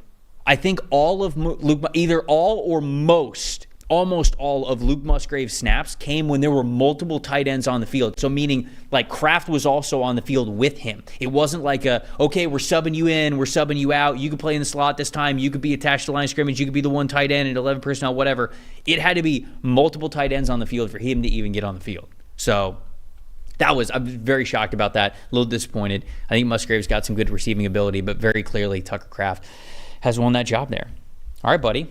There it is. First one down. 16 up, 16 down. We appreciate everybody. 15. We got a big one tonight. Oh, yeah, you're right. Big one tonight. 15 up, 15 down. Appreciate everybody watching and listening to the show. Your Jets take on the San Francisco 49ers in Monday Night Football. Scale 1 to 10, how nervous are you? Not nervous. I think fully loaded with Ayuk and Williams back and signed. I'm leaning towards the Niners winning anyway, but leaning. That's very nice of you. I'm leaning. That's very nice of you. I think it's going to be a tight game. You got two great defenses. The Jets defense with all the stars, and the Niners. You got two teams loaded with stars and loaded with talent. I do think. For me, if there was a guy on each side that makes a difference, I think for the Niners, it could be George Kittle. The Jets struggle to cover tight ends more than receivers. And if the Jets win this game, I think Quinnen Williams would be the best player on the field. I think that's fair. If the Jets win this game, I think Breece Hall has got to go nuclear, right? Because I think that they cannot get into a situation where Aaron Rodgers has to throw a lot to guys who aren't named Garrett Wilson. So I think that Garrett Wilson's got to kind of be that wide receiver one for them. But if the Jets are going to win this game, and it would be an upset, certainly, from Vegas' point of view and from my point of view, I think Breece Hall's got to have a monster game. And he could, because a lot of people think that he could be the best running back in the NFL. Maybe so. We'll get there. I think he could be a big We'll have that for him. Debate maybe very soon. Don't count him out as a receiver either. No, I know. He's an all-around dude. There's no doubt about it. Appreciate everybody watching and listening to Week 1's review show here on PFF. We're going to be here every single Monday doing this exact same thing. I'm Trevor Sikkema. That's Dalton Wasserman. Thanks so much for watching. We'll see you guys next week.